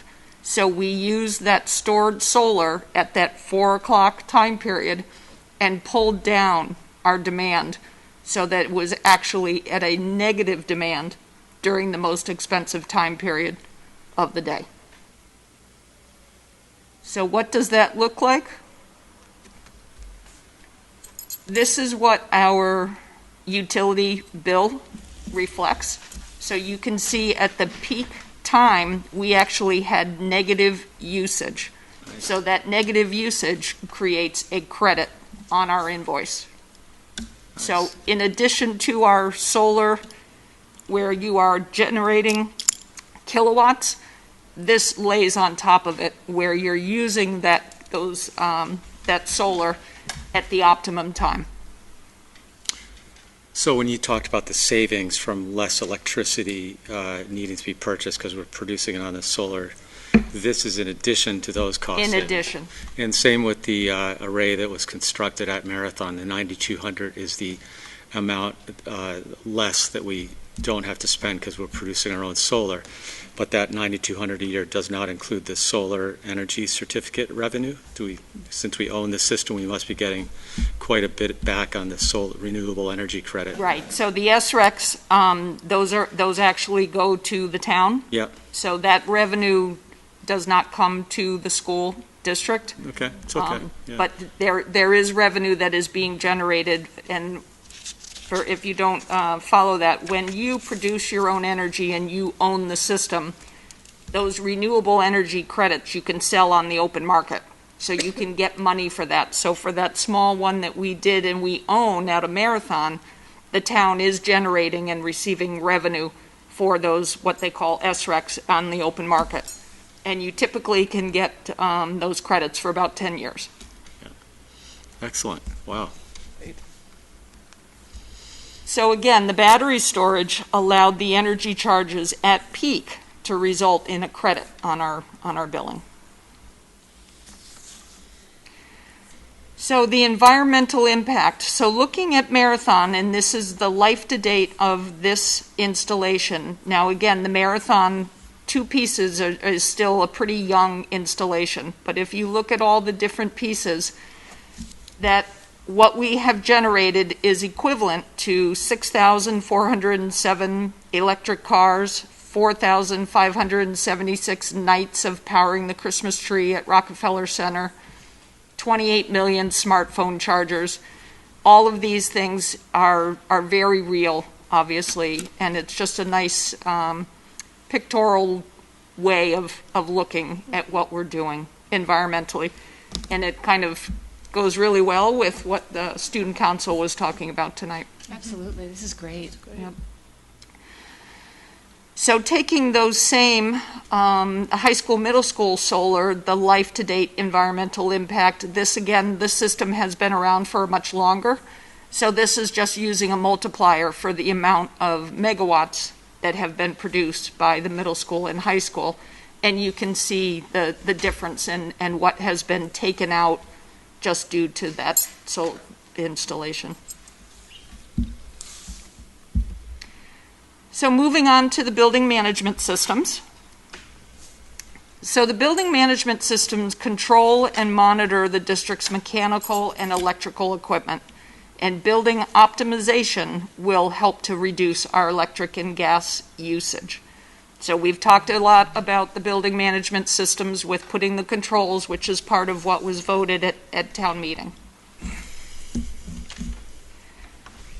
So again, within HVAC and refrigeration, the controls, room set points, occupancy timelines, boiler set points, fan controls, and mechanical run times. With electric, controls the occupancy timelines and motion sensors, daylighting, and again, the mechanical run times. So all of these controls will again get at your electric and your gas usage.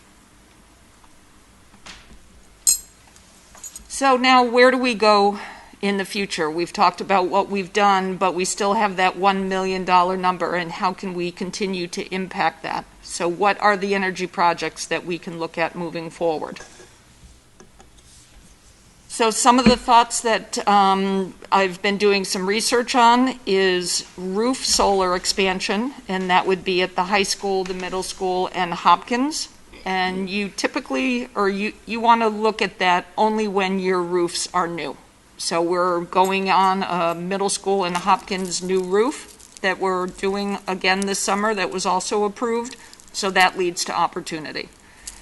The other piece, another way of looking at solar is doing parking lot canopies. And there's opportunity at the middle school lot, the Marathon school, and the bus parking lot. Now with each one of those with a parking lot installation, and you'll see in further slides, it's more expensive because with a roof installation, you're using the infrastructure of a roof. But when you're doing a parking lot, you have to put in that infrastructure to hold it up. Moving over to smart building analytics, what this is would be something that would be a layover to your building management system. And what that would be doing is really looking for the one-offs, if you will, looking for what is running in the background that should not be running in the background, and all that type of analytics where you start to really improve and looks for opportunity. So that's what that analytics would do. And then, of course, as we're discussing a potential new school, what would it mean if we looked at a net zero for a new school building project? And what other opportunities are out there? Can I ask another question? So this year and, until the end of the year and possibly into the beginning of next year, because of the COVID virus, we have to have really good air circulation, and so we haven't been able to optimize the system. Do you know, in the cases where we have like smart HVAC systems, like what the cost is that we've incurred, like above and beyond our normal electrical costs because we've had to do that? So what kind of savings we're looking at next year in terms of going back to normal? If we're able to. The utility bills, as I said in my financial report at the last meeting, they've been a little bit more difficult to anticipate and project because we've been running, at full open. So we just actually got all our utility invoices this week, so I've been anxious to process them so I can see as we're moving on, because as we're able to open windows more and everything else, we can, kind of see that reduction in electricity, but we're not there yet. Okay, thank you so much. Mm-hmm. You're the only person who's excited to get an electrical bill. I know. It's pretty sad. Have you had any requests from staff or teachers for electric chargers? Has there been any discussion? Are there many electric cars among the teachers? So Marathon has the installation of the electric things, the chargers. So we have not had requests yet. The technology that we would want to look towards, but we're not really in the transportation business, would be like that vehicle to grid, which is very different than just plugging in your car.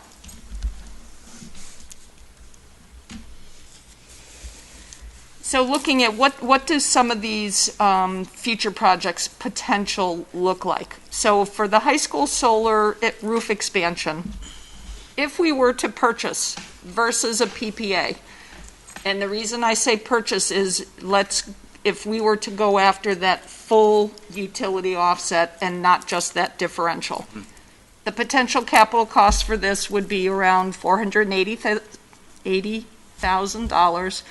And you're looking at probably a 7-year payback. So we budget anywhere between, or our usage is between 2.5 and 3,000 megawatts.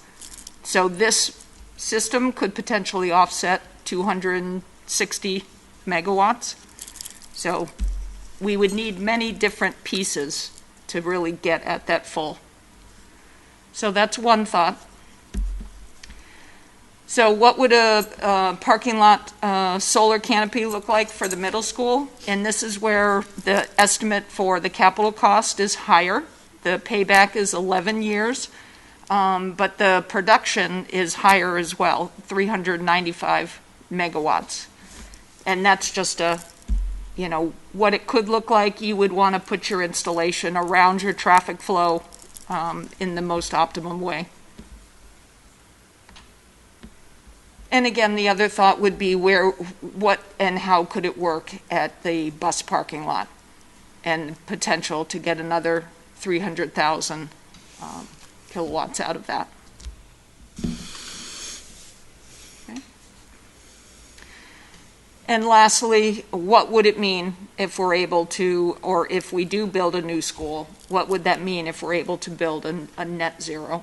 And how would that impact our operating budget moving forward?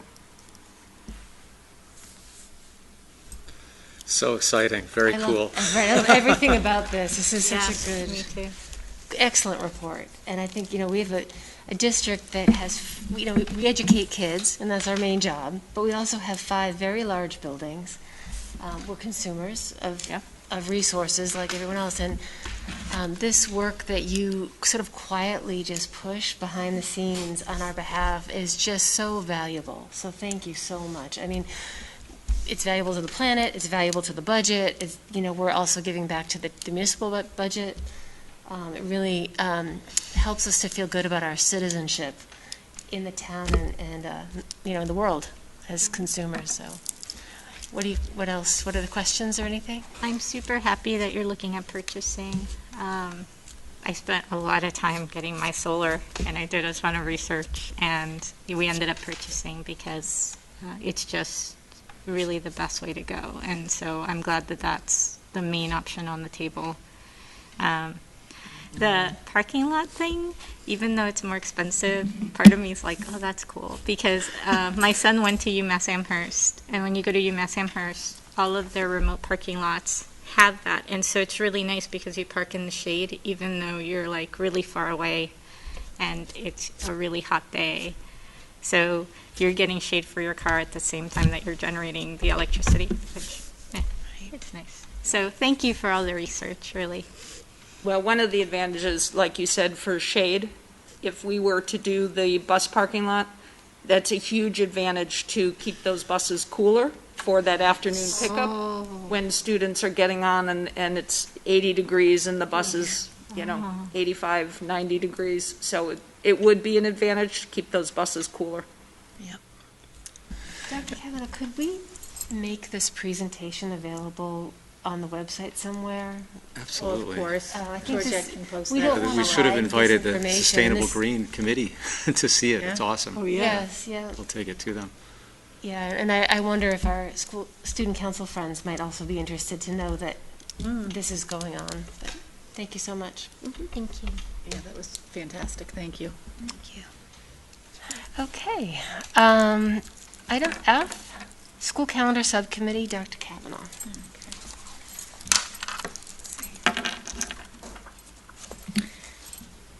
Yes. So a couple of years ago, in 2018, we did put together a calendar subcommittee. And we had, I don't know, maybe 15, 17 people on that. Meg, I think you were the school committee representative on that committee. And at the time, we conducted a survey to ask people, sort of how they were feeling about the calendar, specifically, I think, with regard to holidays. And, it's always difficult because I think the calendar that we adhere to is an agrarian calendar, so kids always get their summers off. But what is notable, I think, about it is that, that big December break, I think, is predicated on the Christian holiday of Christmas, right? And so, I think that makes things a little bit more challenging for some of our non-Christian kids. But right now in our calendar, what that committee agreed to 2 years ago was to include Good Friday, Yom Kippur, Rosh Hashanah, Diwali, and now we also have Juneteenth added in. We have a Friday holiday before Labor Day.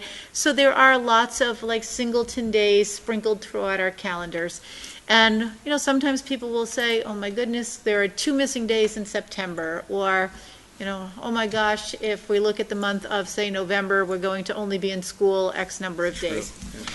So we had concerns, and I think we did an awful lot of wonderful work. We even had some high school students there who did a whole lot of research about holidays, and I think as our population diversifies, there will be major holidays among other groups too that we may be requested to add to the calendar.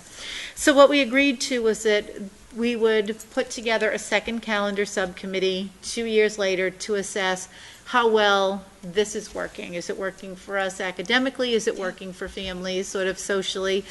And that's what this group is going to be coming together to do. So I really, at this point in time, would just like for this committee to approve a school calendar subcommittee. And I have included in tonight's agenda for you just sort of a suggested group of people who would serve on this committee, including some school personnel, an HTA representative, a school committee member, teachers, parents, and students. And so I'm not asking to fill those roles this evening, but just to create the subcommittee. I make a motion to approve the creation of a school calendar subcommittee. Second. Motion by Meg, second by Joe. Is there any discussion?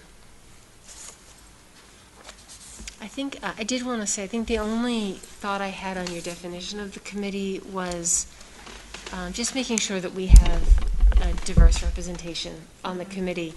And some of the groups that we sometimes forget that come to mind for me are single-parent households, where, where there aren't a lot of convenient ways to have a surprising holiday that maybe employees don't have. And I don't know how we get all the representation we need, but I just want to make sure that we're thinking along a bunch of different perspectives when we're doing this. Yes, agreed. That's a great point. Mm-hmm.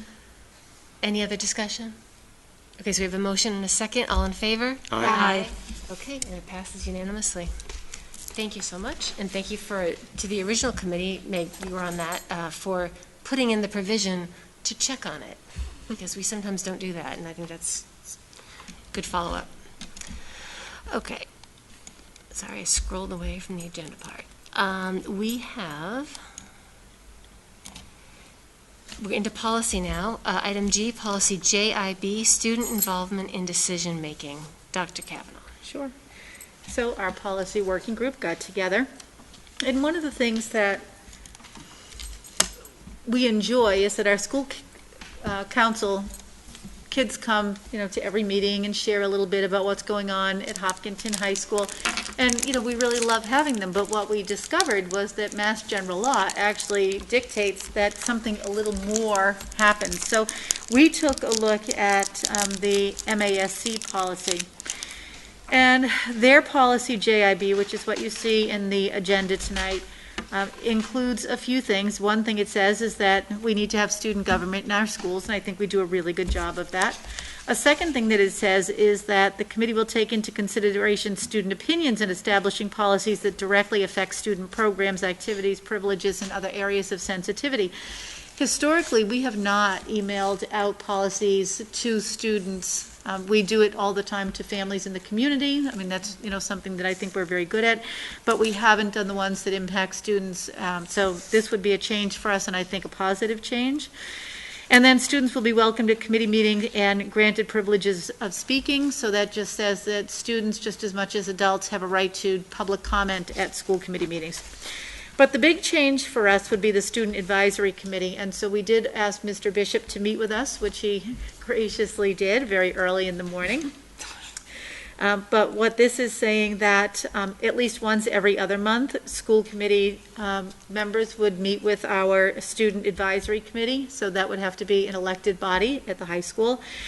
And one of those members would be a person who would serve as in an advisory capacity, really, to this group. So they would come, they would dialogue, be part of this group. They would be non-voting members, essentially, but you could certainly tap into them as people who are participants in everyday education. So that's what we've got. Did you guys want to add anything else before we open it up? We were very excited by the idea of having deeper student involvement.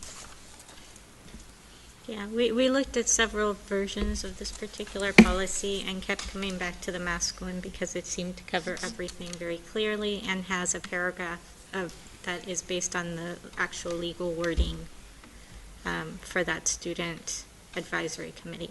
So.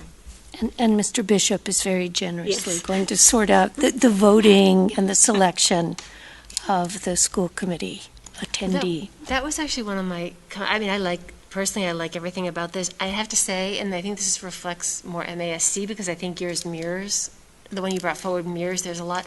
I had a hard time reading it.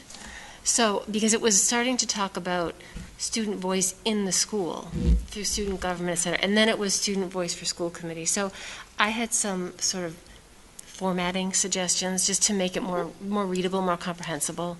And I added another comment about for the advisory committee, we don't actually state that we state that we will hear from them, but we don't really state, and then we state what it is. So again, I think this reflects MASC's wording, but I think I suggested that we add a sentence about Hopkinton will establish a student advisory committee. The committee will be overseen by the principal or designee and will be comprised of, et cetera. whenever feasible, membership shall include a range of grade levels and other identifying factors such as race, ethnicity, gender, ability level, etc. That was a suggestion I would have. And then, in the first part, if it's student voice in the school, just maybe saying that, sort of broadening it, I think we mentioned student council, but we also have principals advisories, maybe just sort of broad climate committee, et cetera. I don't know. I think we have a lot of ways that students have voice in school, and I'm not sure they were quite captured in the examples, but that was my only feedback. But I love everything about this. I think those are great suggestions. Will you email those to us? I will. I had sent them to Dr. Kavanaugh to avoid open meeting law violation, so so I can send them to you now too. Great, thank you. So, and will we send this policy out to the students for potential commentary? Absolutely. Great. I think it's a great Thank you for bringing it forward. Any other suggestions before we move on? This is just a first reading, so great. More policy. Dr. Kavanaugh, I think we're on policy educational equity. Educational equity. So this is a policy we currently do not have. And as a policy working group, we talked about, how it is that we can ensure, as a school district, I think we do a really nice job of trying at all turns to ensure equity and access for all of our kids. We are working under Commissioner Jeffrey Riley, whose mantra has been equity and access since he took office. We had a slide tonight that showed our disproportionality, or our IDEA report, and again, you could see that Hopkinton's doing a great job with equity and access. So when Leah suggested, she had done some research and looked at what other districts had, we sort of pilfered this from another community. And one of the comments that we made at the time was, while we feel like these are things that we are already doing, a worry is that what would happen if this wasn't the committee?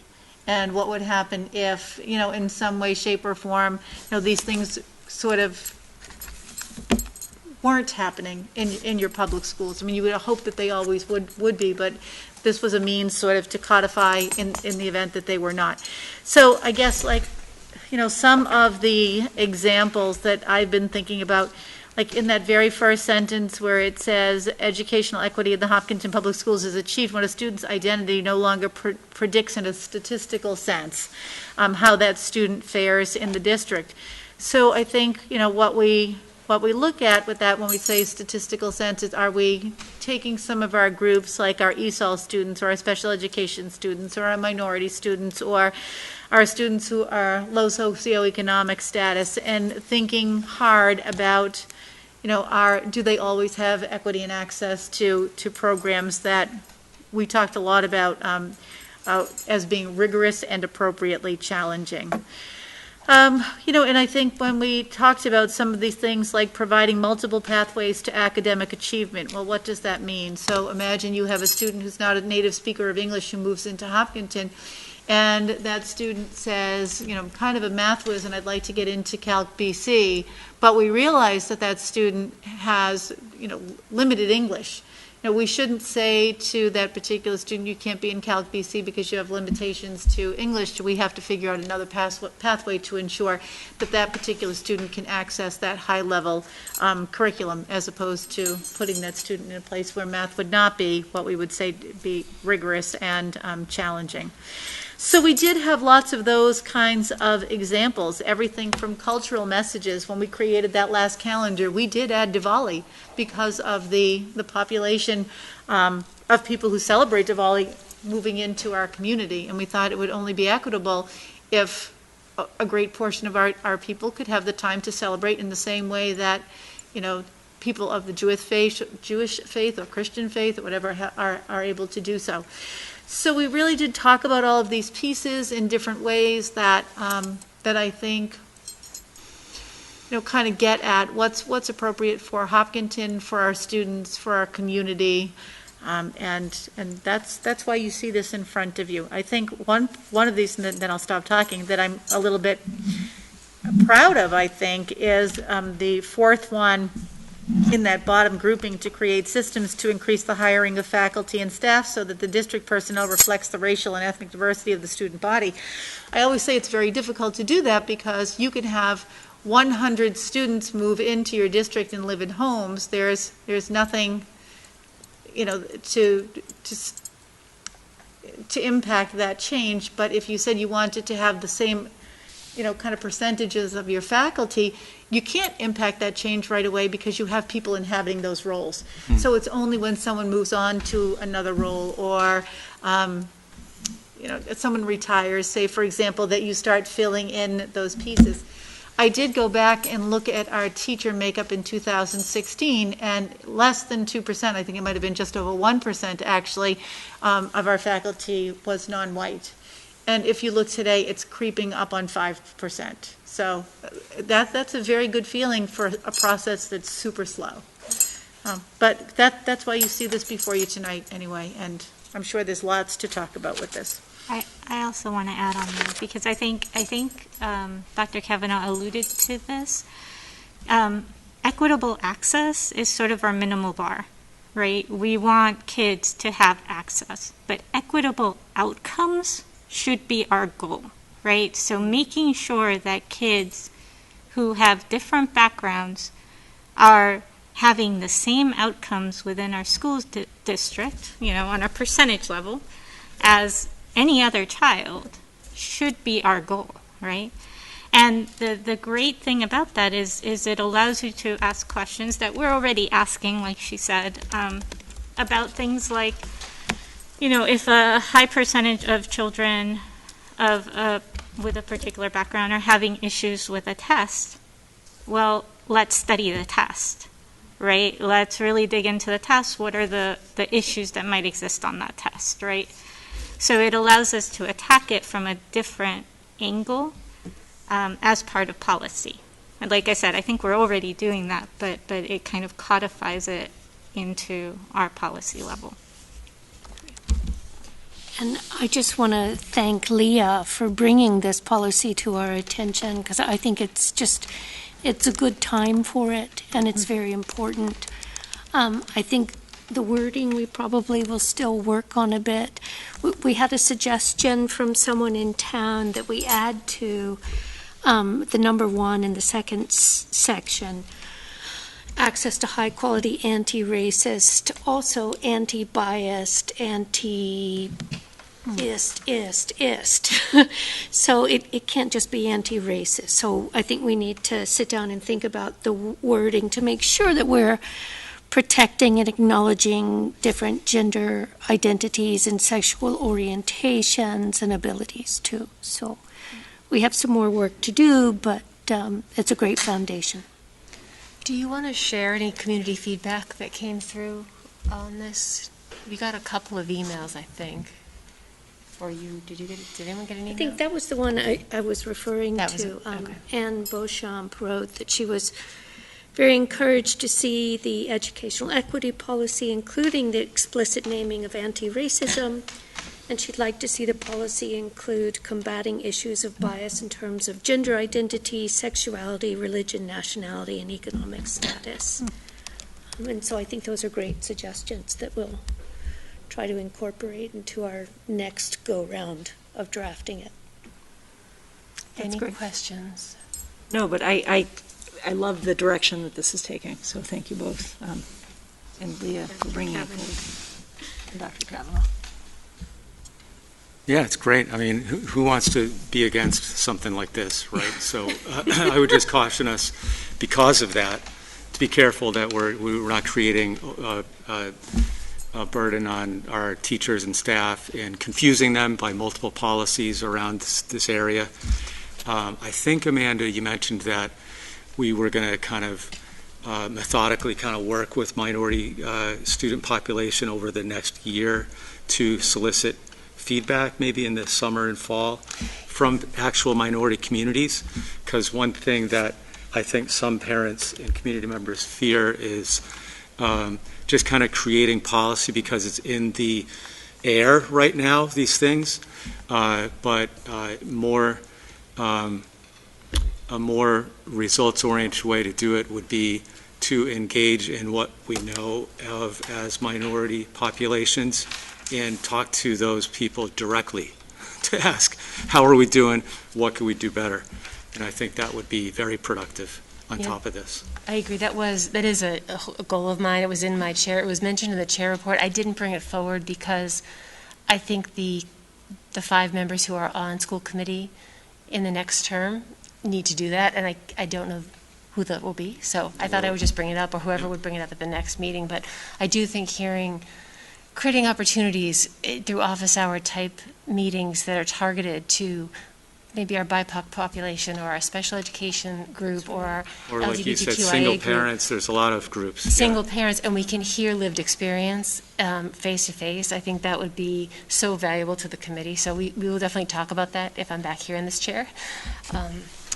I have a lot of notes on this policy, which again I sent to Dr. Kavanaugh for open meeting law. But my biggest concern right now is that we have a lot of policies that touch on this, and I'm concerned that we don't conflict. So, for example, we have policy IGD, which I think is our curriculum policy. I think it's from 2009. I think personally that policy needs a relook, because I think if you look at the values and the concepts in this policy, our IGD doesn't quite go to the same place. It's a little bit older. It's good, but it's not probably where we would want it. Similarly, we have policy IJ, which is instructional materials. Again, that's our statement of values of our instructional materials, and I think we need to look at what that policy is that governs the selection of materials. We don't pick them because we're a legislative body, but we set district policy on what our values are and what our priorities are. So we also have a policy AC, but not only that, we have an appendix to AC, and I don't know why the appendix can't marry up with the actual policy. I was looking, I'm like, why is this a separate thing? But in our policy manual, you can look at the appendix to AC, which I linked in my notes, just to give you another sense of what that is. It talks about how we report bias and identify bias and talk about bias. And, I think it's worth looking at the body of policy that we have. I feel very nervous about overlaying a policy without cleaning the underneath, because it'll just make for confusion. So I had that was like my biggest thing. I think I just want to look at the set of policies and get it where we want it. I had a lot of questions about terms. I didn't quite understand. I think it needs to be understandable. So I had a lot of questions about terms and what they mean. What does it mean to create systems? What are we thinking about there? What does it mean? Just a few things that I just would like more definition to, but I can send those notes on. But I think my biggest thing is to ask the working group or ask us just to think about all of our policies together. The other policy I think I highlighted was in our policy BCA, we have specific wording that says that remember that the school committee members represent the entire community at all times. I think that's important. So I just want to make sure that we are keeping in mind the other policies and then adjusting the set together, or maybe adjusting the underpinning and then putting the overlay afterward. I don't know, but I think it's something that needs to be looked at. And I have to confess, I didn't go through every single policy in the manual. I was aware of these, but I didn't. There may be others. Didn't, Amanda? No, But in the middle of working on the superintendent. Tonight, Amanda, tonight. Sorry. I'm a little disappointed. I know. So anyway, I will forward these notes on to you. This is just a first reading, and it's good work, and I think we are trying to be transparent and intentional about what we're doing, and I think it's a good start for what we need to do. Yeah, I think it like you were saying, if we like this, then we modify the rest of the policies to support this, right? Like this is sort of guidance, once again, that we're not just talking about access and about equitable instruction. We're talking about equitable outcomes. So the outcome of the curriculum is statistically equitable, right? Like, it's a change. It's it goes a little further, right? And so I'm all for it. I want to look at all these policies, but I guess what I'm trying to say is, if we like JBB, then we look at all the other policies with an eye towards making sure that they're supporting JBB. If we don't like JBB, then that's a different situation, right? And we can look at the policies individually with an eye towards access. Does that make sense? I think there's a lot to chew on. I think it's going to be slow going, because I think there's a lot in here that I just want to understand clearly as we go. So I think it's a great first step. I mean, I think maybe we can come back at our next meeting and just keep at it. And I think the community too will have more. It's the kind of thing, you need some iterations with it. You need to sit with it and think about, well, what does this mean? What does it look like? And I agree. I think it's hard to know what rubric it falls under, because should a policy like this not be in foundations and basic commitments rather than subgrouped in the student section? So I agree. I think that we have the time to keep talking about it and thinking about where best to place it. I would also say that as we come across policies that we have not unintentionally not reviewed since 2009, in that case, that would be a good indicator that it should get put somewhere on the list of things that we look at. Much agreed. Yes, and so I'll just, my last comment on this particular policy is, my one concern about it is there are some things in here that are not quantifiable. So, so for example, if we say that we're going to dismantle barriers that impede student access, sometimes you don't know what that barrier is until it comes upon you, and then you say, oh my goodness, like, look at this, so I think there may not necessarily be a process for doing that, so much as when it happens, you see it. That's why I struggle with the quantifying part of it. I flagged that part as well, but for a different reason, because students face many obstacles. Some of them are within our buildings and in our purview, and some of them are not in our purview. They're outside of our reach. Yes. So there were things like that. When I talk about terminology, there were lots of things I just highlighted. Like, I just need to know more. I need to really dig into these words, because this policy will mean a lot to the district, and we need to get it right. So, okay. Thank you, and thanks for sending your notes. I will send my notes. Yep. Okay, we are on item I, HMS Club Advisor Stipend Change. Dr. Kavanaugh. Sure, I think this one's very easy. Mr. Keller is looking to add an additional golf club advisor, and his funding source for that will simply be to use the $500 that would have gone to Magic the Gathering, because there is no Magic the Gathering club this year, but there are a lot of golfers. Question on the golfers. I think it's great that we have such a club, but do they go out to an actual course and play, or are they hitting balls around campus? Well, because this is middle school, there may be some of that hitting balls, but my guess is that they go up to the country club, but I would have to check on that for you. I'm just verifying. It says 2021 school year, so it's still this school year continuing on? Yes. Okay. So I would like to make a motion to approve the additional golf club advisor for the 2020-2021 school year for $500. Second. Motion by Meg, second by Leah. All in favor? Aye. Aye. Opposed? None. Passes unanimously. Thank you.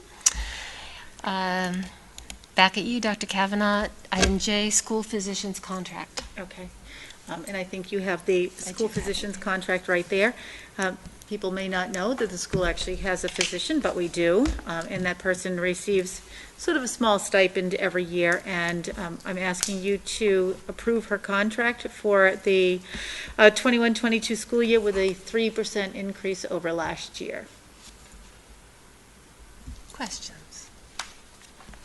I would like to make a motion to approve the school physician's contract for 2021-2022. Second. Motion by Meg, second by Leah. All in favor? Aye. Opposed? No. And passes unanimously. And we are up to K, Marathon Elementary Gift Account. Dr. Kavanaugh. All right, so we just need you to approve these donations for the Marathon Elementary School. We have $75 from Hopyo, and we have $15.20 from Box Tops for Education. So if you approve those, they can go right into the Marathon gift account. I move to approve those donations from Hopyo and Box Tops for the Marathon School. Thank you. Motion by Meg. Second. Second by Leah. All in favor? Aye. Excellent. Passes unanimously. And item I, Hopkins School Gift Account. Okay, similarly, we have the Box Tops for Education in the amount of $41.80 that we would like your approval to put into the gift account at the Hopkins School. I make a motion to approve the check from Box Tops for Hopkins School Gift Account. Second. Motion by Meg. Second. Second by Leah. All in favor? Aye. Aye. Passes unanimously. Always easy to accept the money coming in. Item M, accept voting member for the 2021-22 school year. Dr. Kavanaugh. Okay, Hopkinton is a member of the Accept Collaborative, along with many other districts, and each year, as sort of a perfunctory matter, we ask that, or Accept asks that the school committee vote to appoint the superintendent to serve on the board of directors of Accept. I mean, all of the superintendents serve on that board.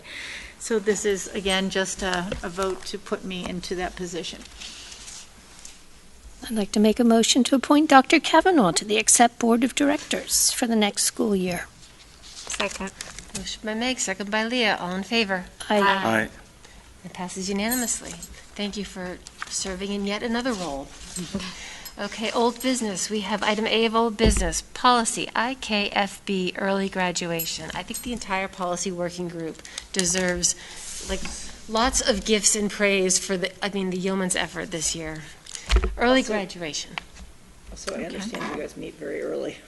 Very early. Double credit for that. We do, and now that Amanda's going to send us her revisions, we're going to have to meet at 5:30. All these early risers, and I'm the late person, and I'm like, oh my God.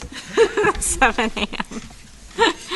We start right at the crack of dawn with policy. All right, so policy IKFB is early graduation. This is your second reading of this, and I think the feedback that we received last time was really only around eligibility at the bottom, and so it was that first number, and this has now changed. So it now says student eligibility to participate in senior week activities will be determined by the review committee.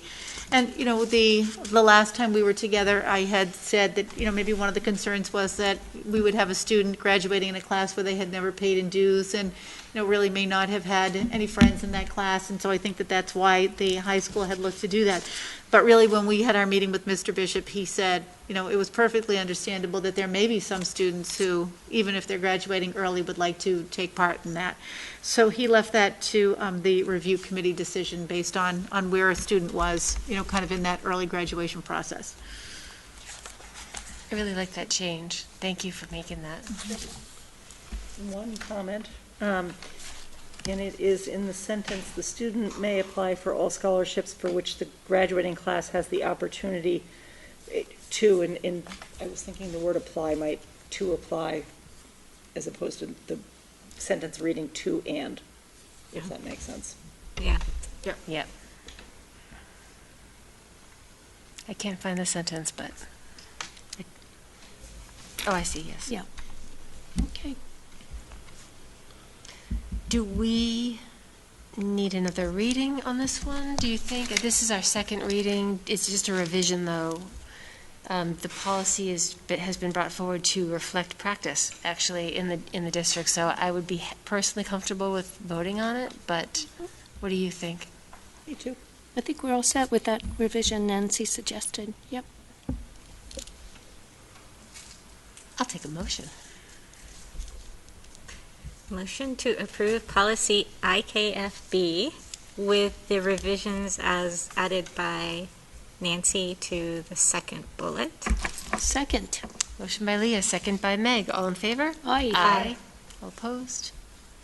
Joe, you said aye, right? Yep. Okay. It's unanimous, and it passes. Okay. And I think We are on bullying subcommittee. Yes.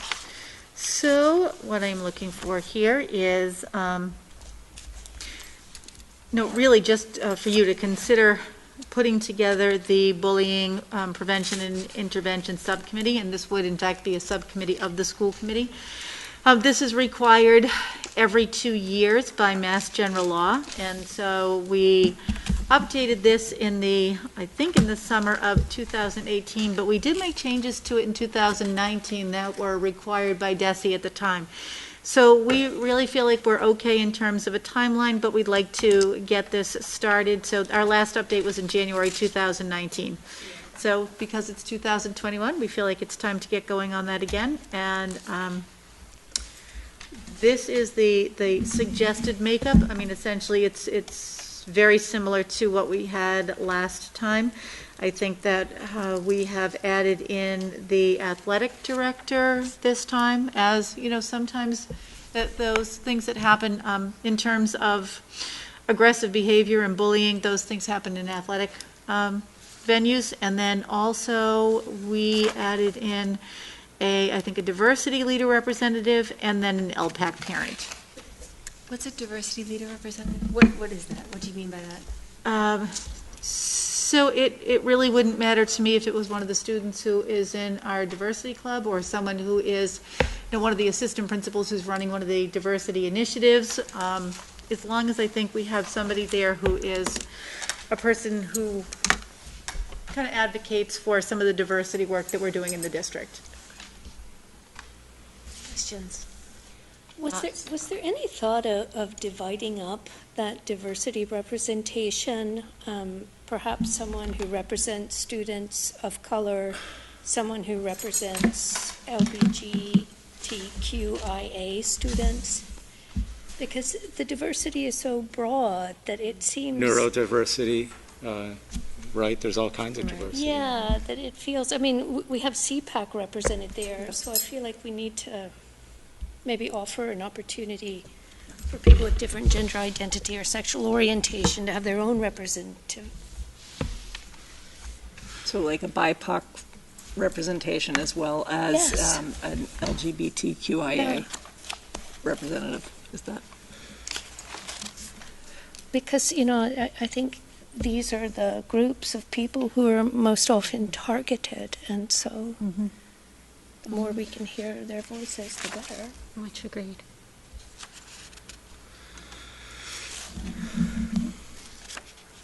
So can I ask you just a semantics question? When we say a CPAC parent, can it be any parent with a student who's receiving student services, or do you have to actually go to CPAC meetings and be an active member?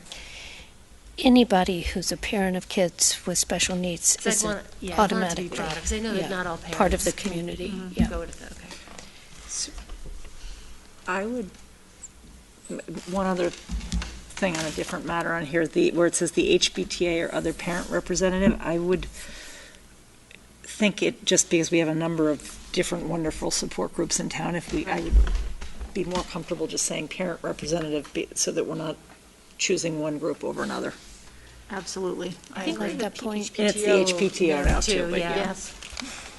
So you could tell that this is the same list we had last time with a couple of additions, but I agree. I like the idea of adding in a BIPOC representative, LGBTQIA, and just change that to other parent representative. And if we add that one more, does that, I didn't count how many people we have, are we looking for a specific, like an odd number of people for potential voting purposes, or do we feel like it's not going to be?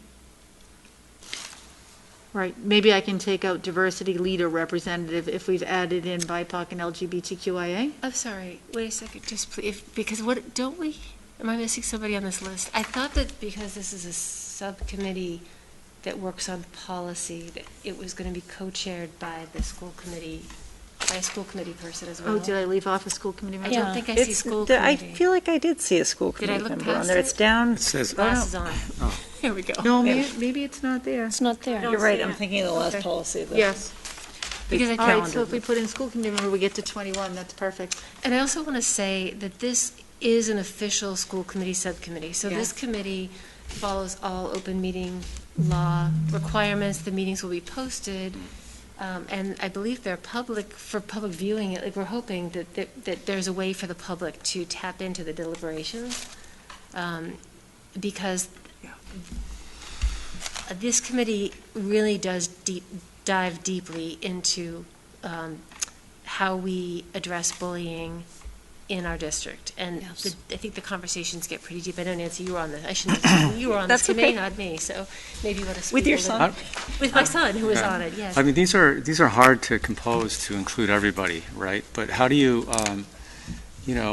how do you ensure you have representation from all angles of diversity? Or do you just pick people who are smart, who can see things from different perspectives? I mean, well, the good thing is that it comes. Do you need? There are community groups that involved with like national origin and things like that. Do we have somebody from those groups, or are they through one of the other groups already mentioned?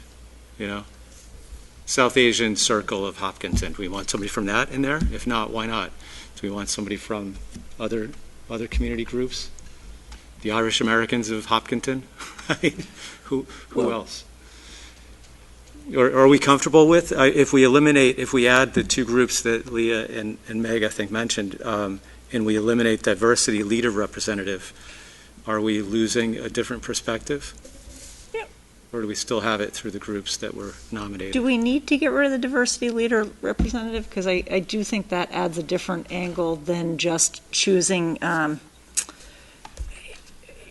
BIPOC versus LGBTQIA. It would give a different angle to have somebody who's a leader in a leadership position in the school who maybe has different, whether it's a student, has different students approaching them to share lived experiences, or same for an advisor of the.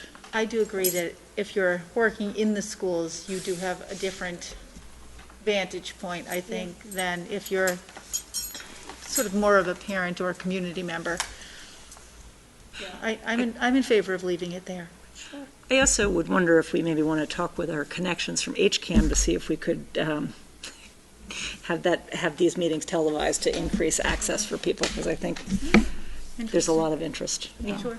Although my recollection from the last time was there was a lot of subgroups that met in addition to the meetings that we had for the full group. So maybe trying to televise the full group, but not necessarily the document that it comes up with is quite lengthy, and so what we had done last time is we had broken up into groups to address different parts, and that might be asking a lot of HCAM if we tried to get all of that. Yeah, it seemed last time that the whole group really met maybe only once a month, right? But there was significant homework, so to speak, in between. Mm-hmm.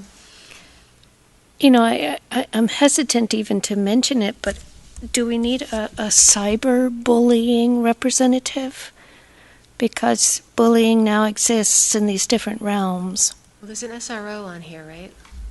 There is, yes. What about? And one of the things that I was just thinking about, so Chris Ocampo in the middle school was gracious enough to offer to be here, but I think he could be transitioned into that diversity leader representative, and the other person who has offered also graciously to serve on this is Mr. Pominville at the high school.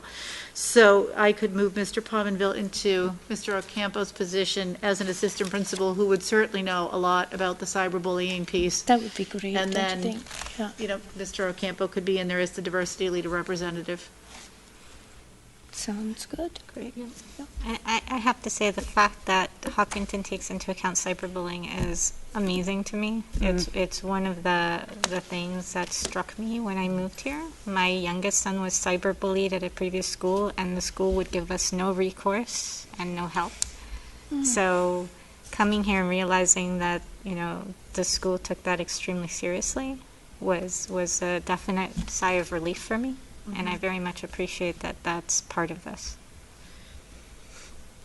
Schools, sorry, I have another question too, Amanda. The schools must keep all kinds of records on bullying incidents. We're required to, right, by law and policy. So this group will be driven by facts of the those case rates as tracked in the schools. Yes, we have to keep records of any of the allegations of bullying. So if a parent fills out the form, we have to say that parent A filled out this form and this was the allegation. And then we also have to keep records of how many of the allegations have turned into findings. Right, okay, thank you. Mm-hmm. So are you looking for a motion to create this subcommittee? If you are inclined to do that, that would be wonderful because I could get going on it. Sure. I would like to make a motion to create the Bullying Prevention and Intervention Plan Subcommittee. Second. Motion by Meg, second by Leah. Any more discussion? Okay, all in favor? Aye. Aye. Okay, it's unanimous and it passes. Thank you for doing this. I know we're legally required to do it, but thank you for doing it anyway. This is important work, and I know the community is eager for this work to be done. So, all right. Okay. And as superintendent, I recommend the school committee approve the items by consensus as outlined in your agenda. So moved. Second. Sorry, you faster than I was getting back. Items by consensus. Motion by Meg, without second by Leah. All in favor? Aye. Aye. And it passes unanimously. There is no motion, mention of future agenda items, but if you have any, please send them forward, and we'll take them under advisement. Anything else? Is there some kind of election coming up next week? Is it Monday? On Saturday, right? When is it? I don't know that that's within our purview to Oh, okay. discuss. But I will seek a motion for adjournment. I would love to make that motion for adjournment. Motion by Meg, Second. second by Leah. All in favor? Aye. And we are adjourned at 8:50. Woohoo. Good timing, thank you. You're welcome. Thank you for the good work tonight. We covered a lot of ground.